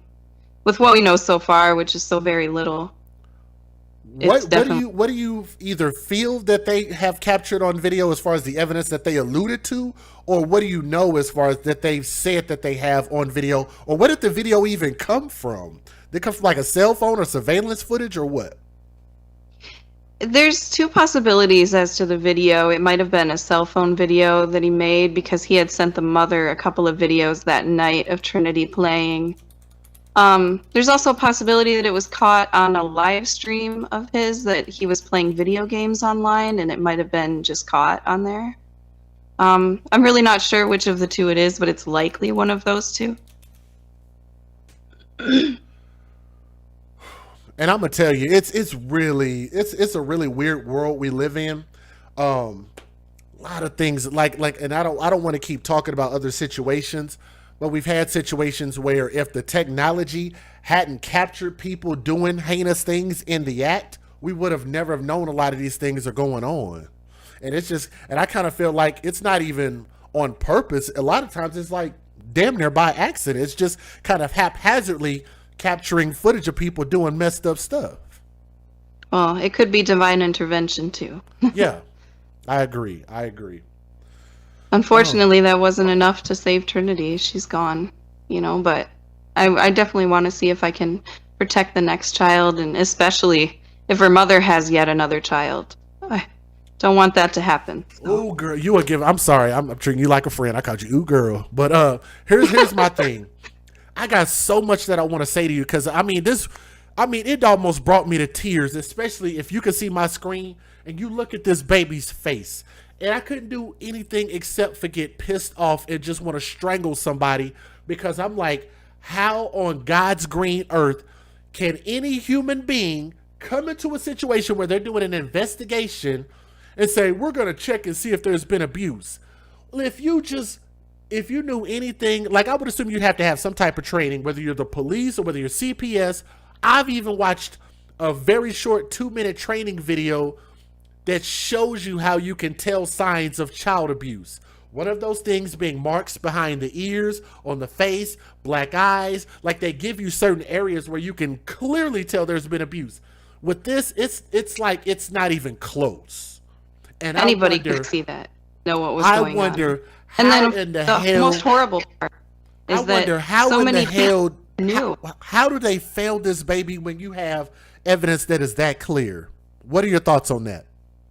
So many people knew. Her babysitter knew, friends of theirs, neighbors, even total strangers. Family reached out, tried to get help. These people, CPS, they're supposed to be protecting children. That's in the name. That's in the policies that they have. They need to protect children, but they're just not doing that. And I can't understand why. And I know it's been going on for at least 7 years because my daughter was abused in their care and custody. And it's horrific. Like, anybody could look at that photo of Trinity in the pink shirt. It's burned in my brain. It's horrible. Anybody couldn't see that and know what was going on. And it's so sad. And that's why I kind of believe in the importance, or not necessarily me putting an importance of what we're doing, but when people come in the chat and they say, hey, this changed my life. We had a lady that wrote in the very first story that we talked about that said they didn't like me at first as far as like my opinion. I have a very strong opinion, but it's for a reason. It comes from a very deep-rooted history. But I have very strong opinions, but they actually said that they were able to save and keep their children safe because they chose to not date thugs. And I told people, thug doesn't have a color, it has an action. This guy was absolutely a thug. This Samuel, he was wanted on other charges. He had petty burglary and things going on.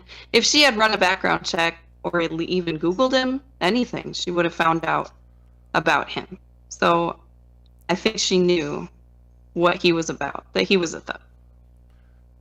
Here's where I kind of want to end our interaction, and I want you to kind of elaborate if you really want to. But let me ask you this. I think that alone should be an arrestable offense if you know. I'm not trying to get biblical on you. I'm taking it to so many different places. I'm sorry. But even in the Bible says that once you come into knowledge, you are then held accountable for what you know. Okay? So in a situation like this, let's just say even legally, there are laws in certain states that say that if you witness a crime and you don't say anything, you could actually be held liable for that crime. You could actually be arrested and charged. So in a situation where a mother has every opportunity, every free opportunity to do a simple Google search, a free background check, even a paid background check, look at it as an investment. But the fact that you know not only that this man has a violent history, which wasn't hard to find out, but at some point you knew, and then you actually had visual evidence on your own kid, and you knew that this man was being abusive to your kid. If you ask me, I think she deserves life in prison for the contribution to the death of her own daughter. What do you feel about that? What are your thoughts on that? I wholeheartedly agree with you. At least the rest of her childbearing years. There's a law in Michigan called Dominic's Law, and it was made a few years ago about a very similar case such as this. It was also torture and first-degree child abuse, and the mother, she got charged with second-degree murder, and she got 13 to 30 years. So I'm looking into that here, and I really want to make people aware of that's a possibility. This seems like a very similar situation to what that poor kid went through. Mm-hmm. So we're gonna try and look into that and see if we can get the word out about that, and see if we can get people to look more at the mother. Yeah, because like I say, I just think that if a father were in this position, if a father were putting their children in hurt, harm, or danger, that they would be held accountable regardless of who. Like I have this saying on my show, and it sounds a little harsh, but I always talk about how the mom decides to go to the thug zoo and then decide to go play with the thug lion, and you take your kid and you're like, oh, that lion looks so cute, I want to play with the lion, I want to touch him, look at his mane, he's so cute. And you take your child and put your child in the lion's den, and then the lion mauls your damn kid's face off, and then you're sitting there looking and throwing your hands up like, why would the lion do that? When in all actuality, it's the nature of what that lion does. Exactly. And CPS is supposed to be the zookeeper. CPS is supposed to step in and take that child and make sure they don't get mauled by the lion. Nice. I like what you said. I like what you said. Wow. Let me bring my sister Keyshawn in. She, if you don't mind, I'm gonna bring her in real quick. Go ahead. We could hear you. Or did you want to say something? Can you hear me? A little bit. Yeah, go ahead. Hold on. What's going on here? Can you hear me now? Yeah, go ahead. I can hear you. Okay. I didn't really want to talk, but my condolences to you, Diamond, you and your family at your time of loss. I am Wrath. I hit her by mistake, and Jay, she's in the chat, and she wants to talk to you. And I'm trying to get her to click on your stream log. Okay, let me tag him real quick. Oh, there it is. I see it. I am. Diamond, do you mind? Oh, that's fine. Okay, I won't take up too much of your time. I'll give this person. So to I Am Wrath, clearly Diamond was able to figure it out really easily. With that StreamYard link, I just tagged your name in the chat. You just click that, and whatever device you're on, whether you're on a cell phone, tablet, computer, doesn't matter. If you click that link, All it'll ask you to do is type in a name, as long as you have access to a microphone, if you can hear off of it, especially if you're on a cell phone. As long as that green line goes up and down and I can hear your voice, click that link. We'll bring you right in. It only takes a second. You don't have to install any software or nothing like that. It's really, really easy. I know the babysitter, Ashley Brown, was trying to get into the StreamYard thing. Okay. She might be having difficulty with it. She did email you guys. Okay. Let me take a look. And see so if I does can find Nina it. Renee would like to get in, but she says she has severe anxiety. She's afraid to come in. I told her I would be here. She wants. Yeah, I understand it, and that's actually why I was commending Diamond, like I said, for just really just being fearless and just hopping on here and just being able to have a conversation. Like I said, it's not too hard, and I definitely don't want to make you feel uncomfortable talking about anything that you don't want to talk about, and just allow it to kind of be free flowing. And if you have a thought about something, even if you feel like I said something that you don't agree with, or if I said something that's just flat out wrong, you could always tell me. Yeah, I just wanted to make sure I got the part about my brother being innocent in all of this. That was my main point. But I did kind of jump into the deep end of the pool a couple weeks ago and spoke to Nancy Grace. So this is a little easier. Okay. And I do. Okay, let me see. I'm not sure if that's them or not. Is that I Am Wrath? That's Miss Lakers. Miss Lakers, 824. Miss Lakers, are you there? I'm here. Talk to me. What's going on? Did you want to contribute to this? Because I didn't want to keep this open for too long. Oh no, I thought you was going. You go ahead and finish that. I didn't know you was taking that fast. Go ahead. Oh, what did you want to say? No, I come in. Go ahead and finish that. It wasn't about that story. It was just in general. Okay. All right. Well, I'll open it up after we finish with our stories and stuff. Okay. All right. Okay. Now I just sent an email to that person. This is. I want to make it clear that we called and reported together for Trinity. Okay. So this is about Trinity. Okay. So I did send them the link, so we'll just see what happens. Like, even if we have to, we'll come, we'll revisit this, okay? Okay, and I'll be available whenever you do. Okay. Is there anything else that you kind of want to share with the audience? Because, like I said, we'll leave this video up in its entirety. But if there's anything that you want to share with with anybody that's listening, we've been more than happy to let you give your closing thoughts.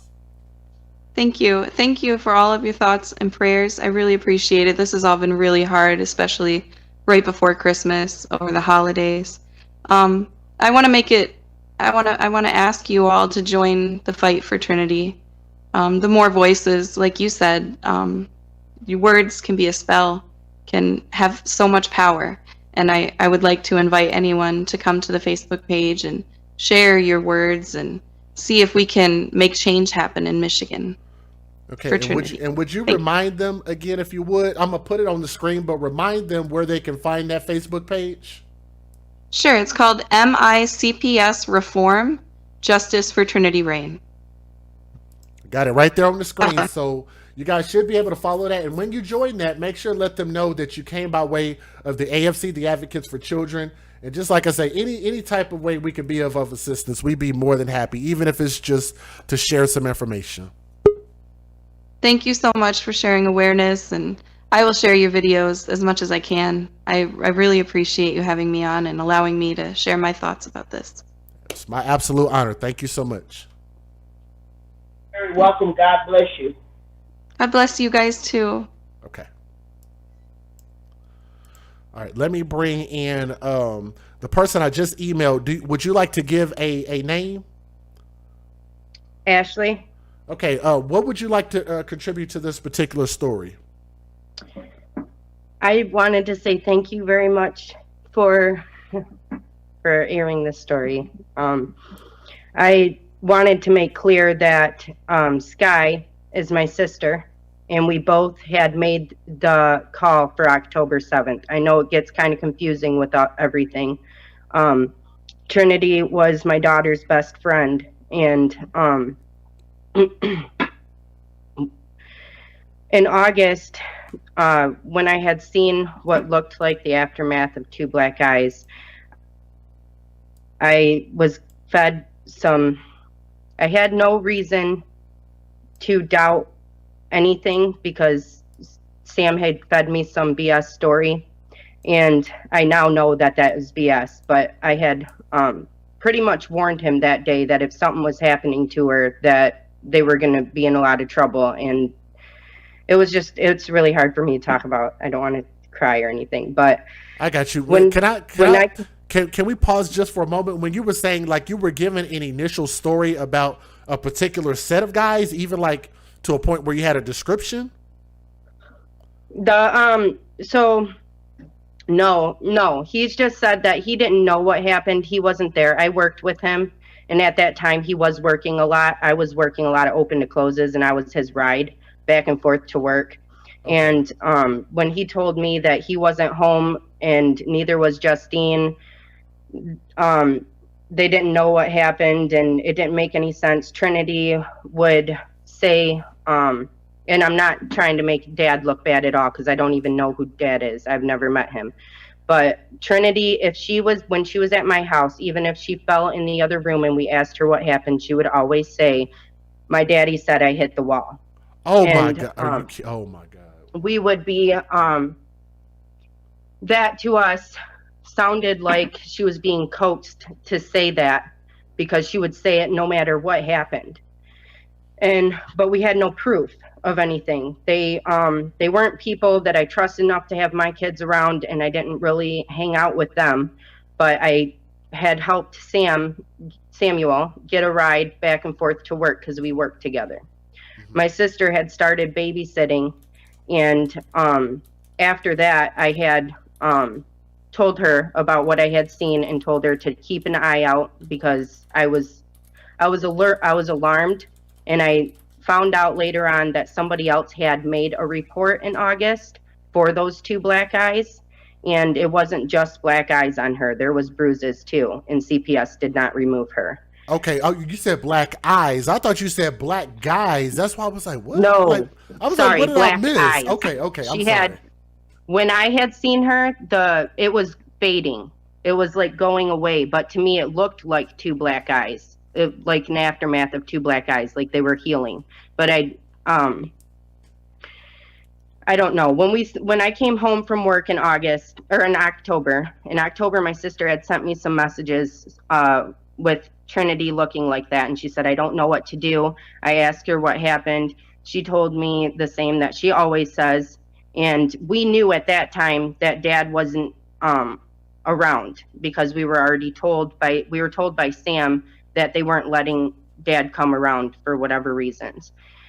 And so I knew that couldn't be Dad. I knew it had to have been Sam that did it. And that's, I had told her, don't let Trinity leave. Wait until I get home so I can see her in person. Because sometimes pictures, you just don't know, but I can tell you that those pictures don't even justify the way she looked in October. And that's the ones that are on the news with the bruises on her face. Mm-hmm. She, when I got home from work that day, I wanted to puke when I saw her. So I called the police, and the police had come out later that night and spoke to us, and we had stressed all of our concerns because there was no bruises or anything before that for us to report. But the way she would cry when it was time to go home made us suspicious. The way she would say, "My daddy said I hit the wall," when she would fall and like right in front of us. For one, I have a 3-year-old daughter. She actually just turned 47 minutes ago. Mm-hmm. But if she was to fall or something, she's going to tell me, "Mommy, I fall." If she tripped, she'd say, "Mommy, I tripped," or this. She's not going to say, "My mommy said this is what happened." Right. And we stressed that to the police, and we stressed everything we could. But earlier in the news thing, and when you were saying that, it made it sound like there was 2 separate reports by us. We made the same report, both me and my sister, that day. But we hoped that they were going to do something. we're not the only ones that had told the police and stuff that we feared for her life, and nothing was done. Look, let me say this, not only to you, but also to Diamond and everybody else that was involved. And I hope you kind of hear me with your heart. And I continue to say this, is that the responsibility and the safety of these children generally should fall on the biological mother and biological father, because they're the ones who create the children, and they are the ones that should make sure to provide for these children. And we have safe measures in place like CPS and neighbors and friends and family and stuff like that to hopefully prevent these terrible things from happening. You know what I mean? But what I can say to you and to everybody else that did make the reports is that you guys did do something. You saw something, you said something, and you did what you legally could do, because we never advocate for people breaking the law. You know, for situations, if people deem it to be necessary to do something otherwise, I get it, but I never want to advocate for people breaking the law. But I do commend you guys for at least doing your part, and that's really all you can do, because like I say, the onus doesn't fall at your feet. The onus falls on you to take care of the creations that you've brought into this world, your children. And if you are able to look out for others and use your voice and speak out, or to be able to use your resources, use the police, use the CPS, then, you know, like I say, all I can do is commend you for at least doing that. You did your part, and you should hold your head high with a lot of pride for doing that. Thank you. I also wanted to say that that day my sister sent pictures to Trinity's mother, and this is partially why I believe that she knew something was happening. I have more confirmation after that, but I can't say to that because it wasn't like anything that I have proof of. But my sister did send messages of those pictures to Trinity's mother that day, and her mother asked what was on Trinity's face, and my sister responded with everything that Trinity had said. Trinity had also said that day, because my sister was like, honey, this doesn't happen from hitting a wall. What happened to you? And she said, Moo hurt me. And Moo is what she would call Samuel. And my sister asked her, why did Moo hurt you? And she said, because he's grumpy. And we told the police that too. And she told Justine that too. And Justine blew it off, pretty much saying, oh, I swear she's always hitting walls. And then she got more concerned about the clothes Trinity was wearing that day. Like she was changing the subject. Wow.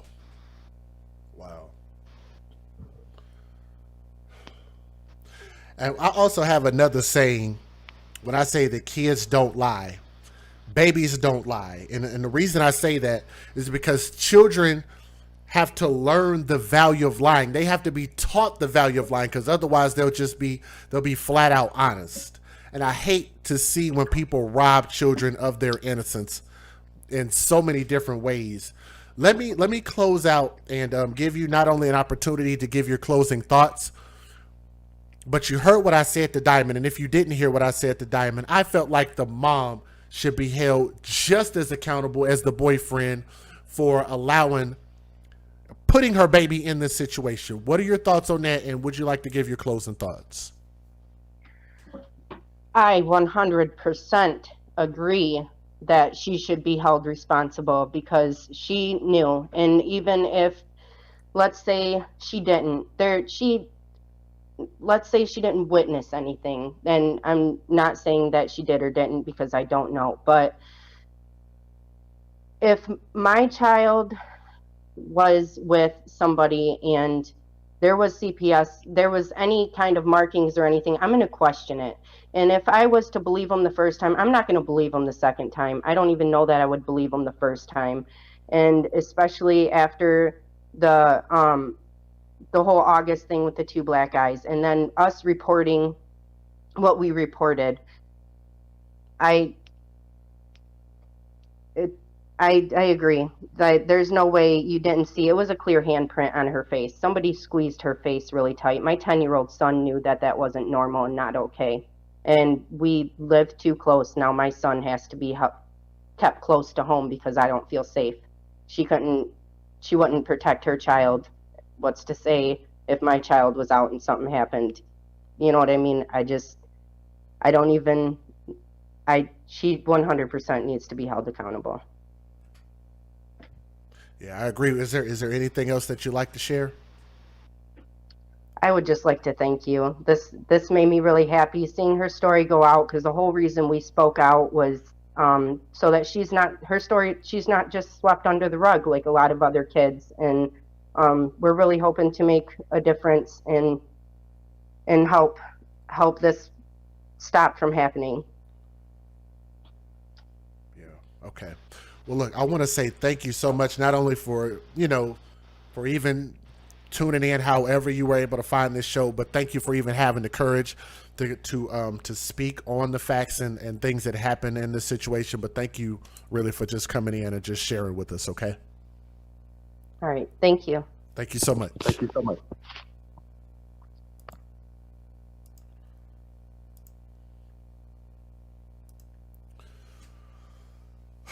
Guys, wow. I can't thank y'all enough. Not only thank the young lady that was just on here, but I want to say thank you to Diamond in the chat as well. Like, I don't even need to play the rest of the news videos, but let me give you guys my closing thoughts.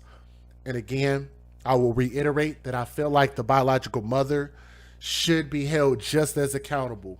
And for the life of me, I don't understand how we can be in society and put our children in dangerous situations, and somehow the infallible ones, the custodial parents, aren't being held accountable, and that just can't continue to keep happening.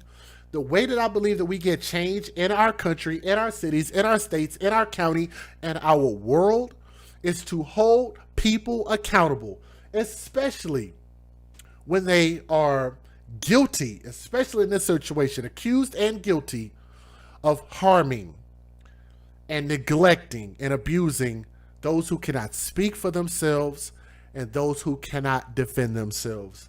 To young baby Trinity, she didn't deserve this, and she deserves so much better.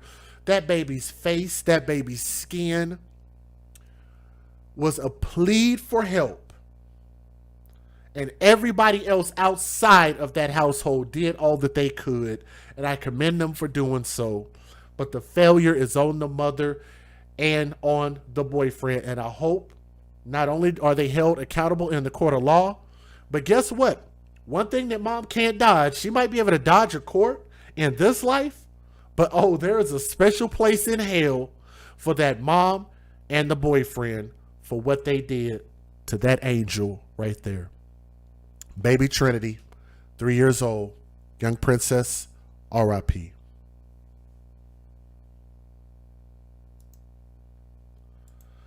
Man, I'm getting choked up. I'm sorry, guys. It's a lot.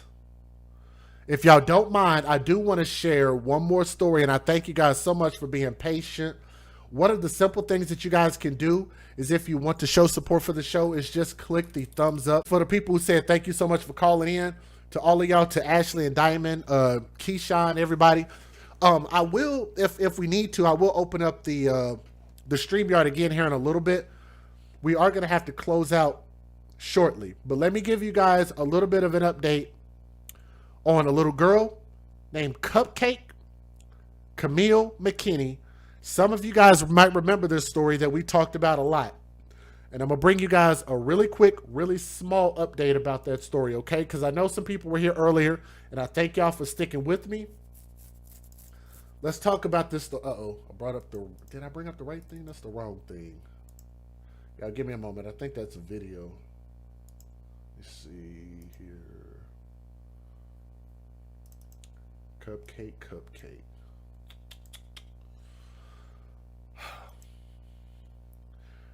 With the Cupcake situation, the rabbit hole goes deeper. I had my thoughts and opinions. Matter of fact, I didn't even bring up the story that I originally did.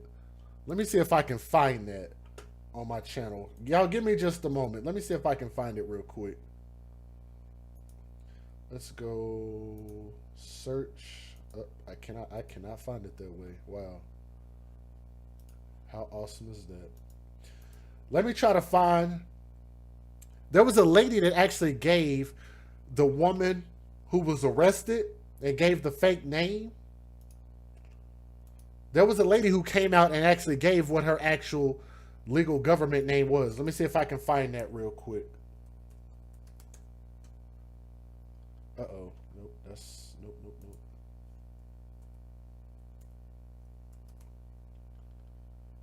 Let's see.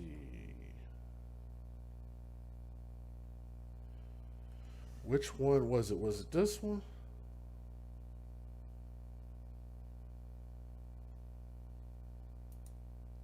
Let's see.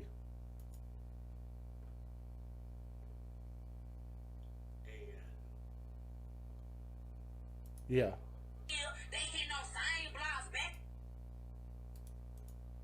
In the chat, that video to take shit to build a white. Oh, here it is.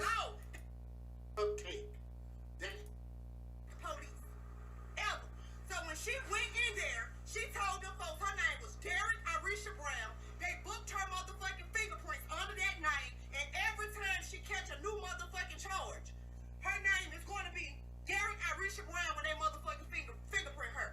Now, let me see. Okay, now that's about at the 17-minute mark. I found that video. Let me see if I can pull it in without messing this stream up. Y'all bear with me a moment.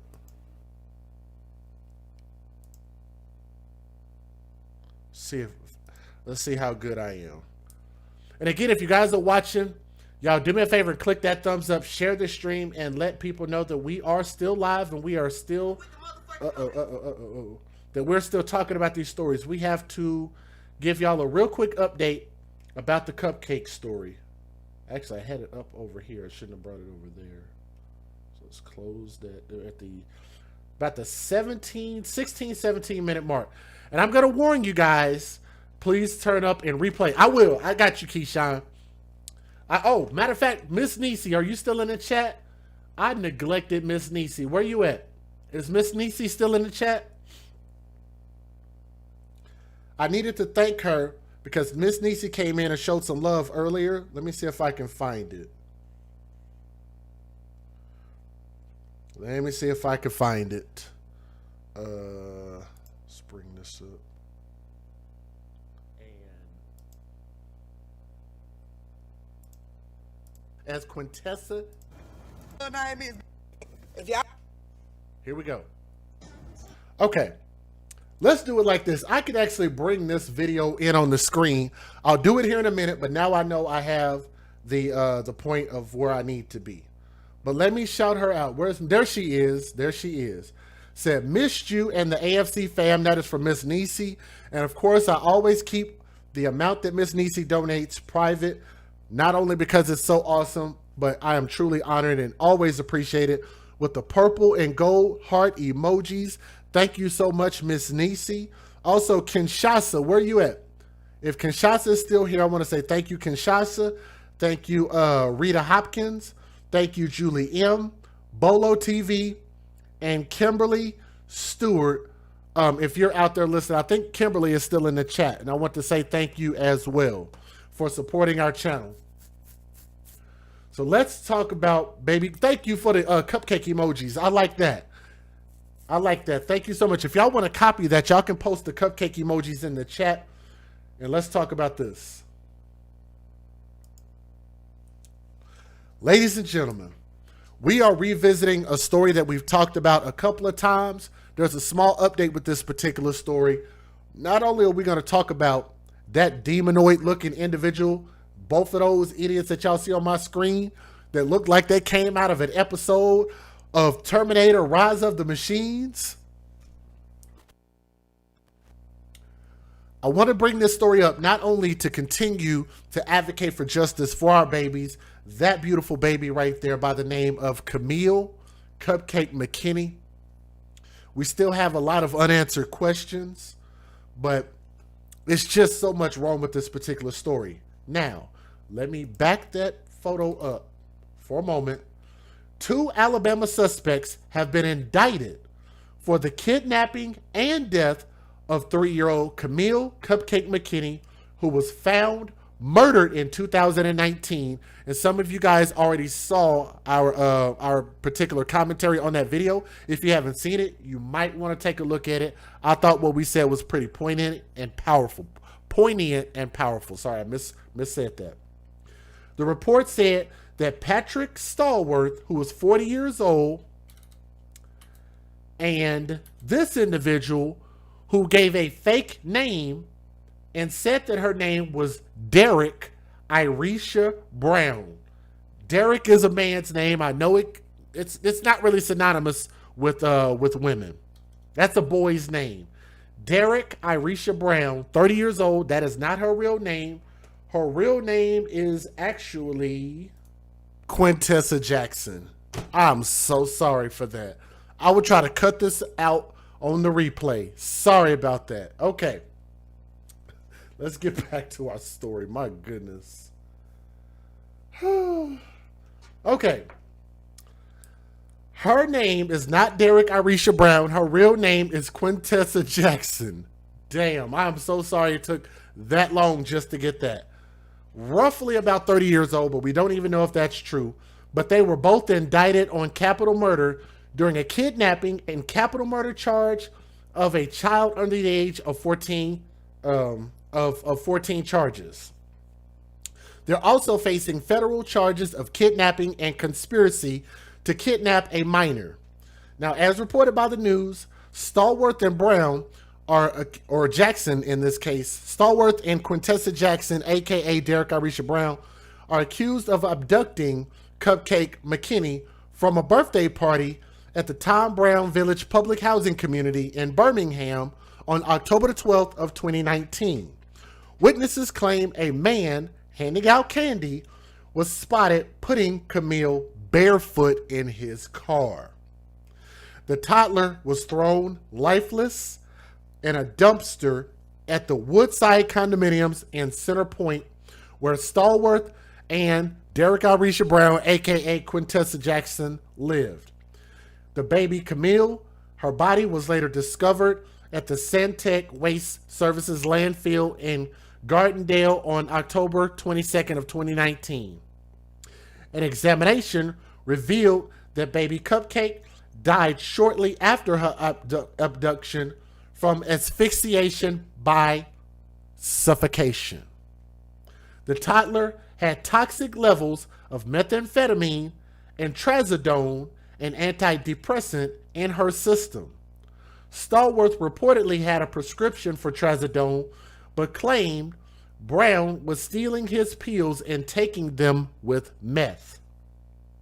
According to court testimony, #NotMyWords, Stallworth, the man, produced an energy drink and a pill for erectile dysfunction at a local convenience store on the night of baby Cupcake's abduction. Brown's lawyers claimed that Stallworth's DNA was recovered from under McKinney's fingernails, but hers was not. However, a plastic mattress covering seized from the couple's apartment was said to have blood belonging to Stallworth, Brown, and McKinney.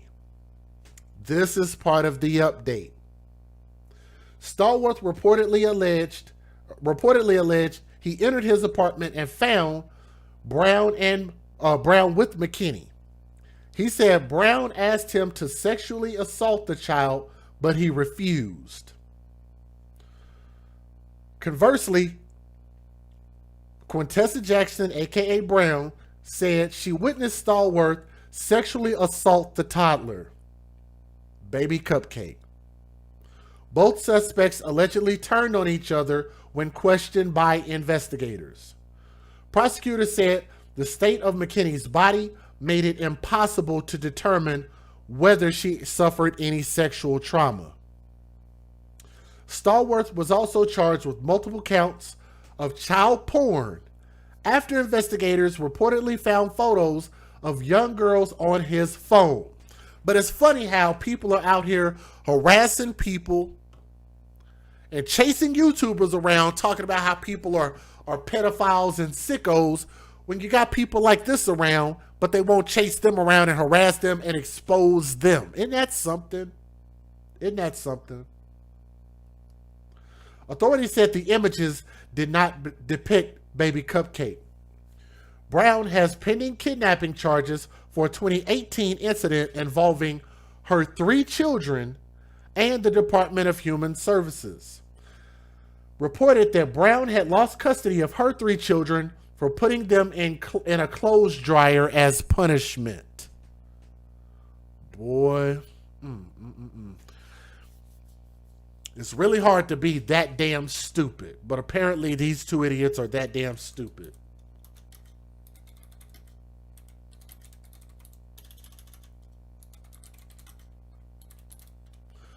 How do you punish children by putting children in a clothes dryer? Like, how does she even have her freedom after being accused? I'm not saying you have evidence, but even if you're accused of doing something that damn stupid, I don't even understand how you could be allowed to be a parent if you're accused of doing something that damn stupid. Brown, aka Jackson, and Stallworth remained jailed. A preliminary hearing in regard to the state charges is scheduled for December the 10th, which I think that was last year, if I'm not mistaken. Let me make sure. Well, it says December the 10th, so I'm not sure whether they mean this year or this past. But nonetheless, let me give you guys the fair usage and let you hear the further updates. Let's get it. Federal law allows citizens to reproduce, distribute, or exhibit portions of copyrighted motion pictures, videotapes, or video discs under certain circumstances without the authorization of the copyright holder. This is called fair use and is allowed for purposes of criticism, news reporting, teaching, and parody, which doesn't infringe of copyright under 17 U.S.C. 107. Here we go. Let's get it. Jeff, Camille McKinney's mother sat down with me tonight just 1 year after she was abducted and murdered.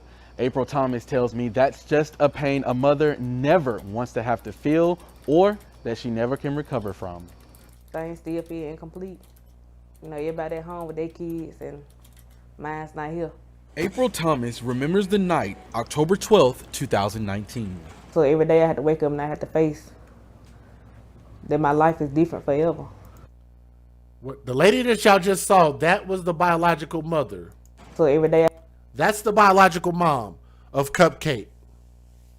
I had to wake up and I had to face that my life is different forever. It's the day she learned her daughter Camille McKinney had been abducted from the Tom Brown community while attending a birthday party.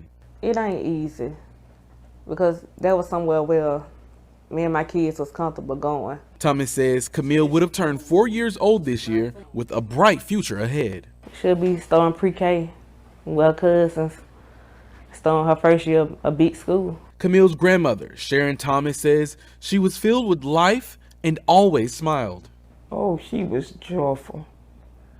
Every day she sit out there on those steps in front of my yard, running up and down the sidewalk playing. Something she says Camille will never get the chance to do again. They robbed her of her whole life. And I know hate is a strong word. With them 2 people, I hate them. I really hate them.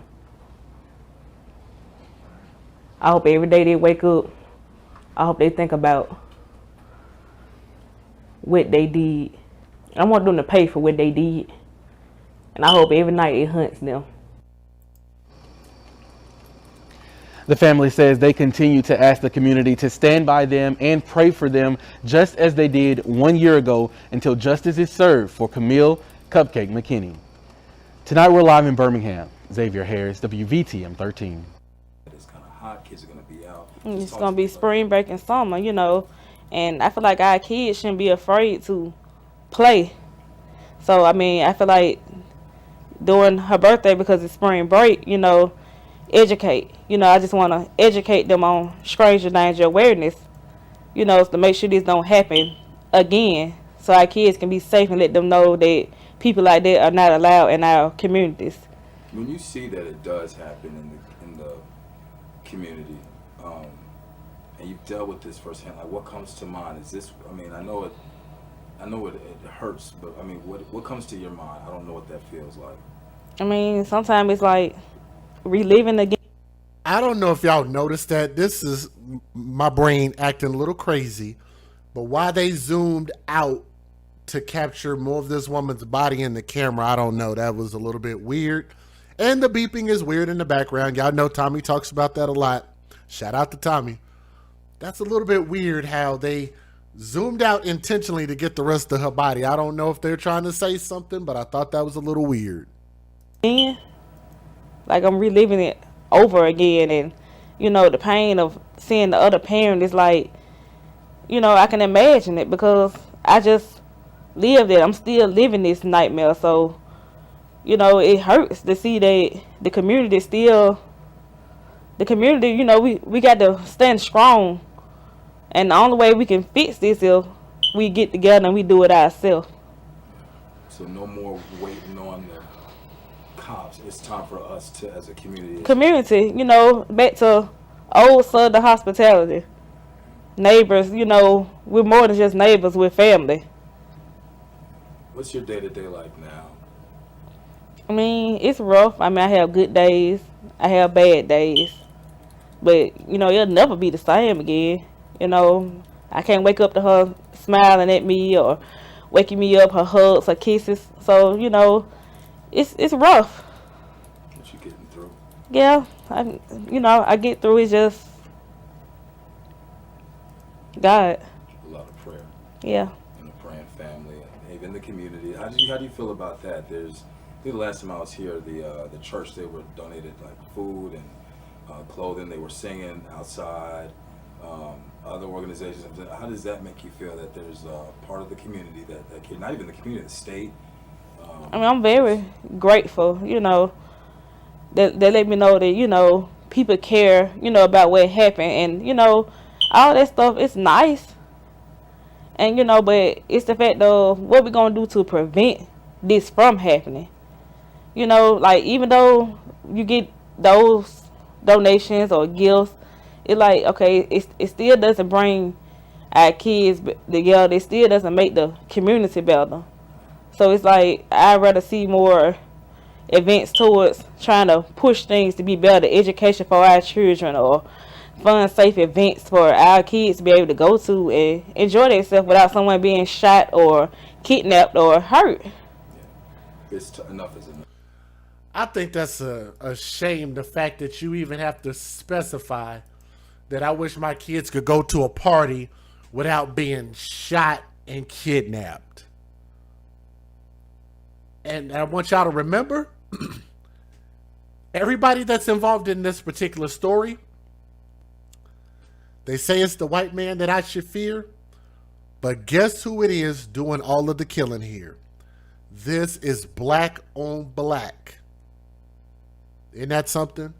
We talk about how Trump was the worst thing in the world and the Democrats and Republicans and blah, blah, blah. No, it's your family, it's your friends, it's your cousins, it's your neighbors, it's your community, it's your cities. It's people that look just like you who are doing all the harmful things to you.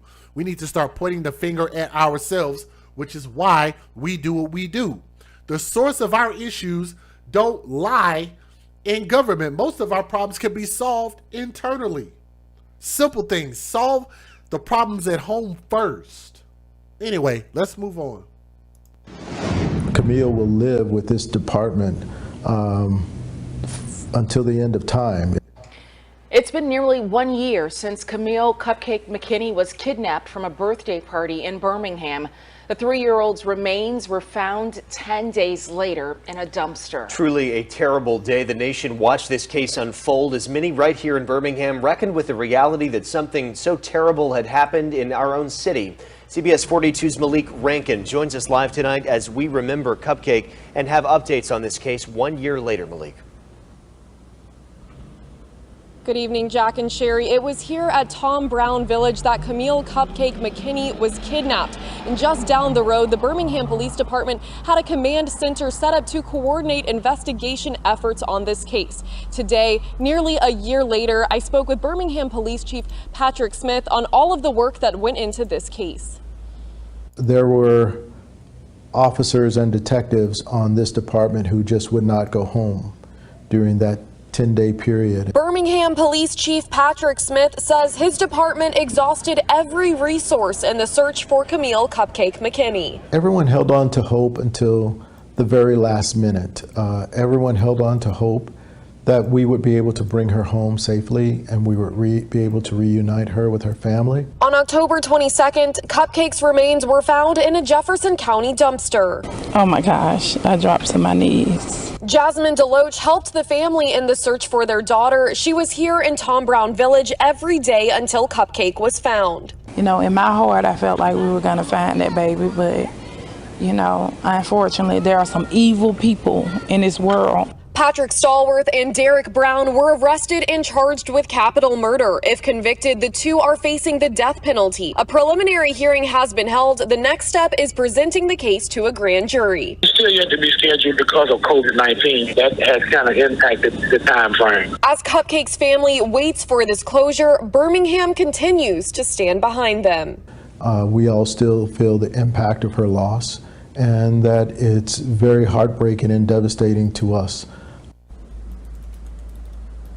Stallworth and Brown are also facing federal kidnapping charges. District Attorney Danny Carr says if they receive the maximum federal sentencing of life without parole or death, the state would then reassess how to proceed in its case. Live at Tom Brown Village, I'm Malik Rankin, CBS 42 News, local coverage you can count on. Malik, thank you. Right now at CBS42.com, we have a timeline of events from the day Camille McKinney was reported missing to up-to-the-minute information on the investigation into the suspects facing charges for her death.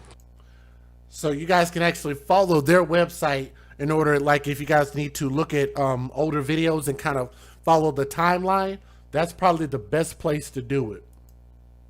Here's the last video and then I'll give my closing thoughts. When I miss her, I can look back on it and it's just there, just to memorize her. A teddy bear, a bow, a pocket-sized picture is all that's left of Camille Cupcake McKinney, a small memorial for her 1 year later. It's very hard, but me having faith and believing in the Lord, I know she's up there in the Lord's arms. Camille's mother, April Thomas, says just driving past the Tom Brown community is difficult. Because it's a constant reminder, and then, you know, I still have my cousin and her kids still live there. So sometimes it's very frustrating. She says Camille's death has even taken a toll on her older brother.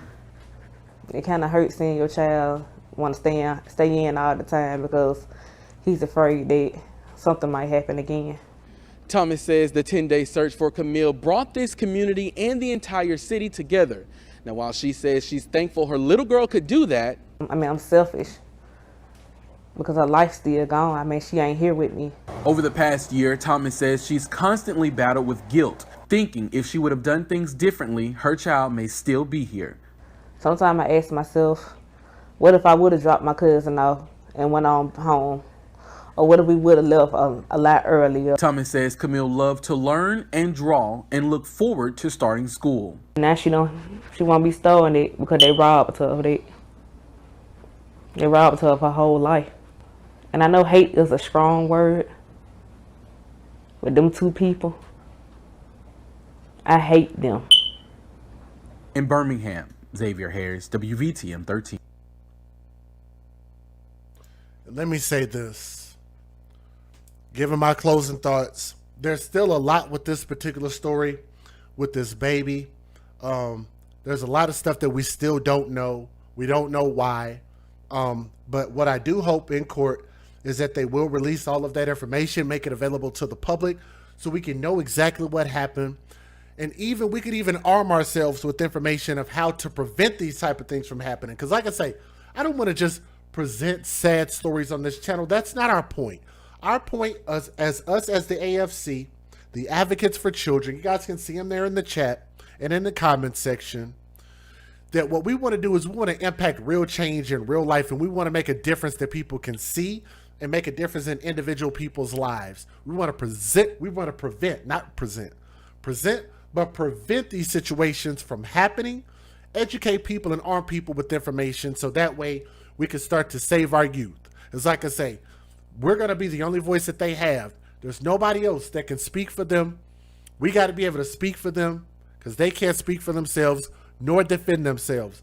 The parents have to be the ones, the family members have to be the ones, the neighbors, people around the city, people around the world have to be the ones to speak and speak for these babies and protect these babies. What happened to this little girl was senseless, and it seemed like it happened from two people that were deviants in life. They were sexually having some weird shit going on.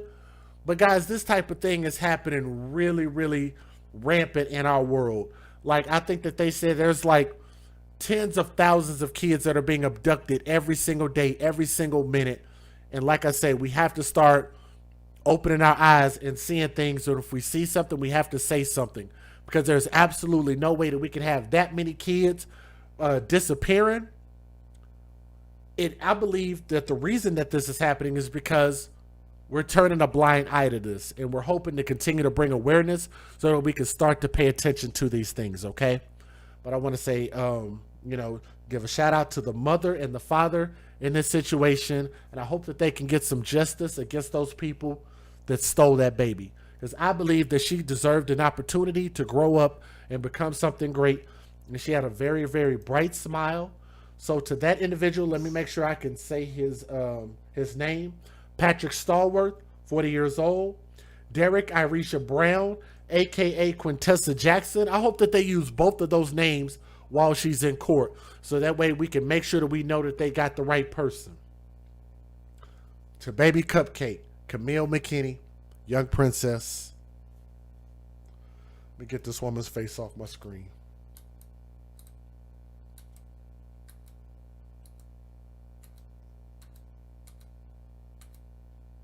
To baby Cupcake, young princess, R.I.P. We will get justice for you. This is your boy DJ Just J with the AFC, where we advocate for children first.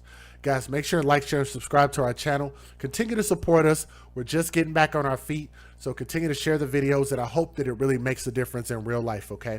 So you guys have a great day, have a great night, and please don't get mad at my words.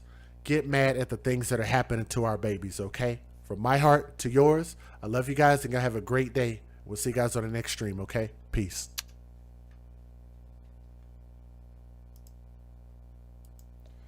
I want to say thank you guys so much to everybody who's listening to the last. Actually, I think I read all of those. Thank you to those who were able to donate. And for those who wanted to donate, you can always just click the thumbs up. Share the videos. You can leave a comment. There's a lot of little small things that all of you guys can do, okay? But thank you guys for continuing to support our platform. This is dedicated to our babies. That's literally all I'm trying to do. I believe that's my calling in life. Don't forget about our hashtags, babies for benefits, babies lives matter, all of that stuff. Hashtag when you date thugs, you date death. Attribute all of that to the AFC. That's our stuff, and we're going to ride and die with it, okay? Have a great day. See you guys on the next show. Y'all show some love to our sponsors as well, okay? Peace. North Authentic Designer has some of the most glamorous and stylish handbags your girl has ever seen. So ladies, if you want to get fly, and fellas, if you want to take care of your lady, please be sure to go to www.noras915.com.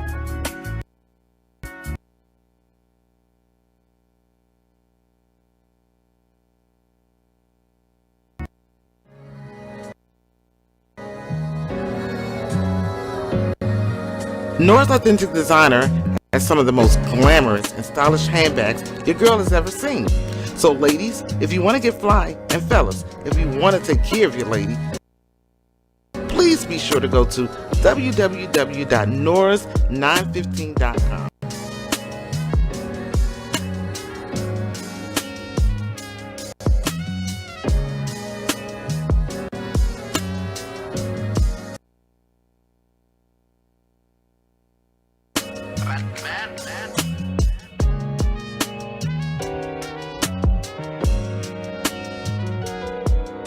www.norris915.com. That's Hello, listeners. Come mask up with Keyline Designs, where you reap what we sow. We offer essential handcrafted face masks made with 100% cotton.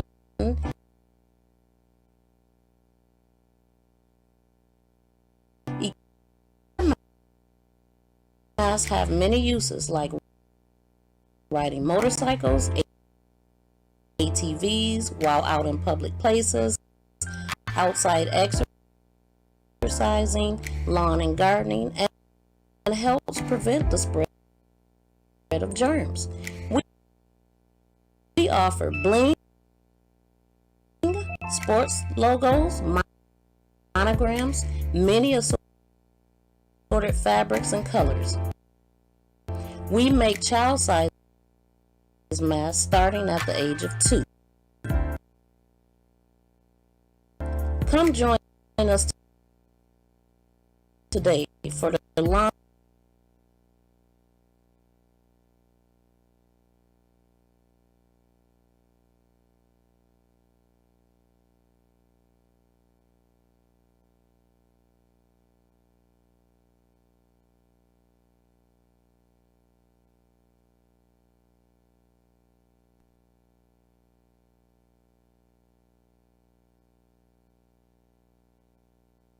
North Authentic Designer has some of the most glamorous and stylish handbags your girl has ever seen. So ladies, if you want to get fly, and fellas, if you want to take care of your lady, please be sure to go to www.norris915.com.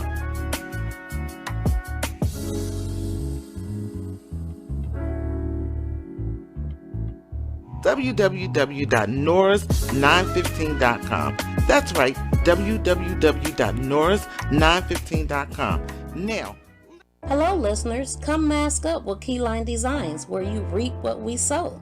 We offer essential handcrafted face masks made with 100% cotton, equipped with a built-in filter and a slot for refillable filters.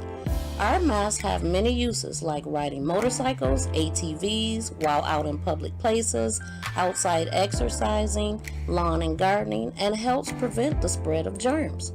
We offer bling, sports logos, monograms, many assorted fabrics and colors.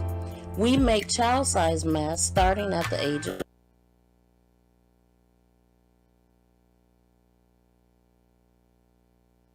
at keylinedesigns.com. Please be sure to like and follow our page on Facebook. Our links can be found in the description box of this video. Thank you.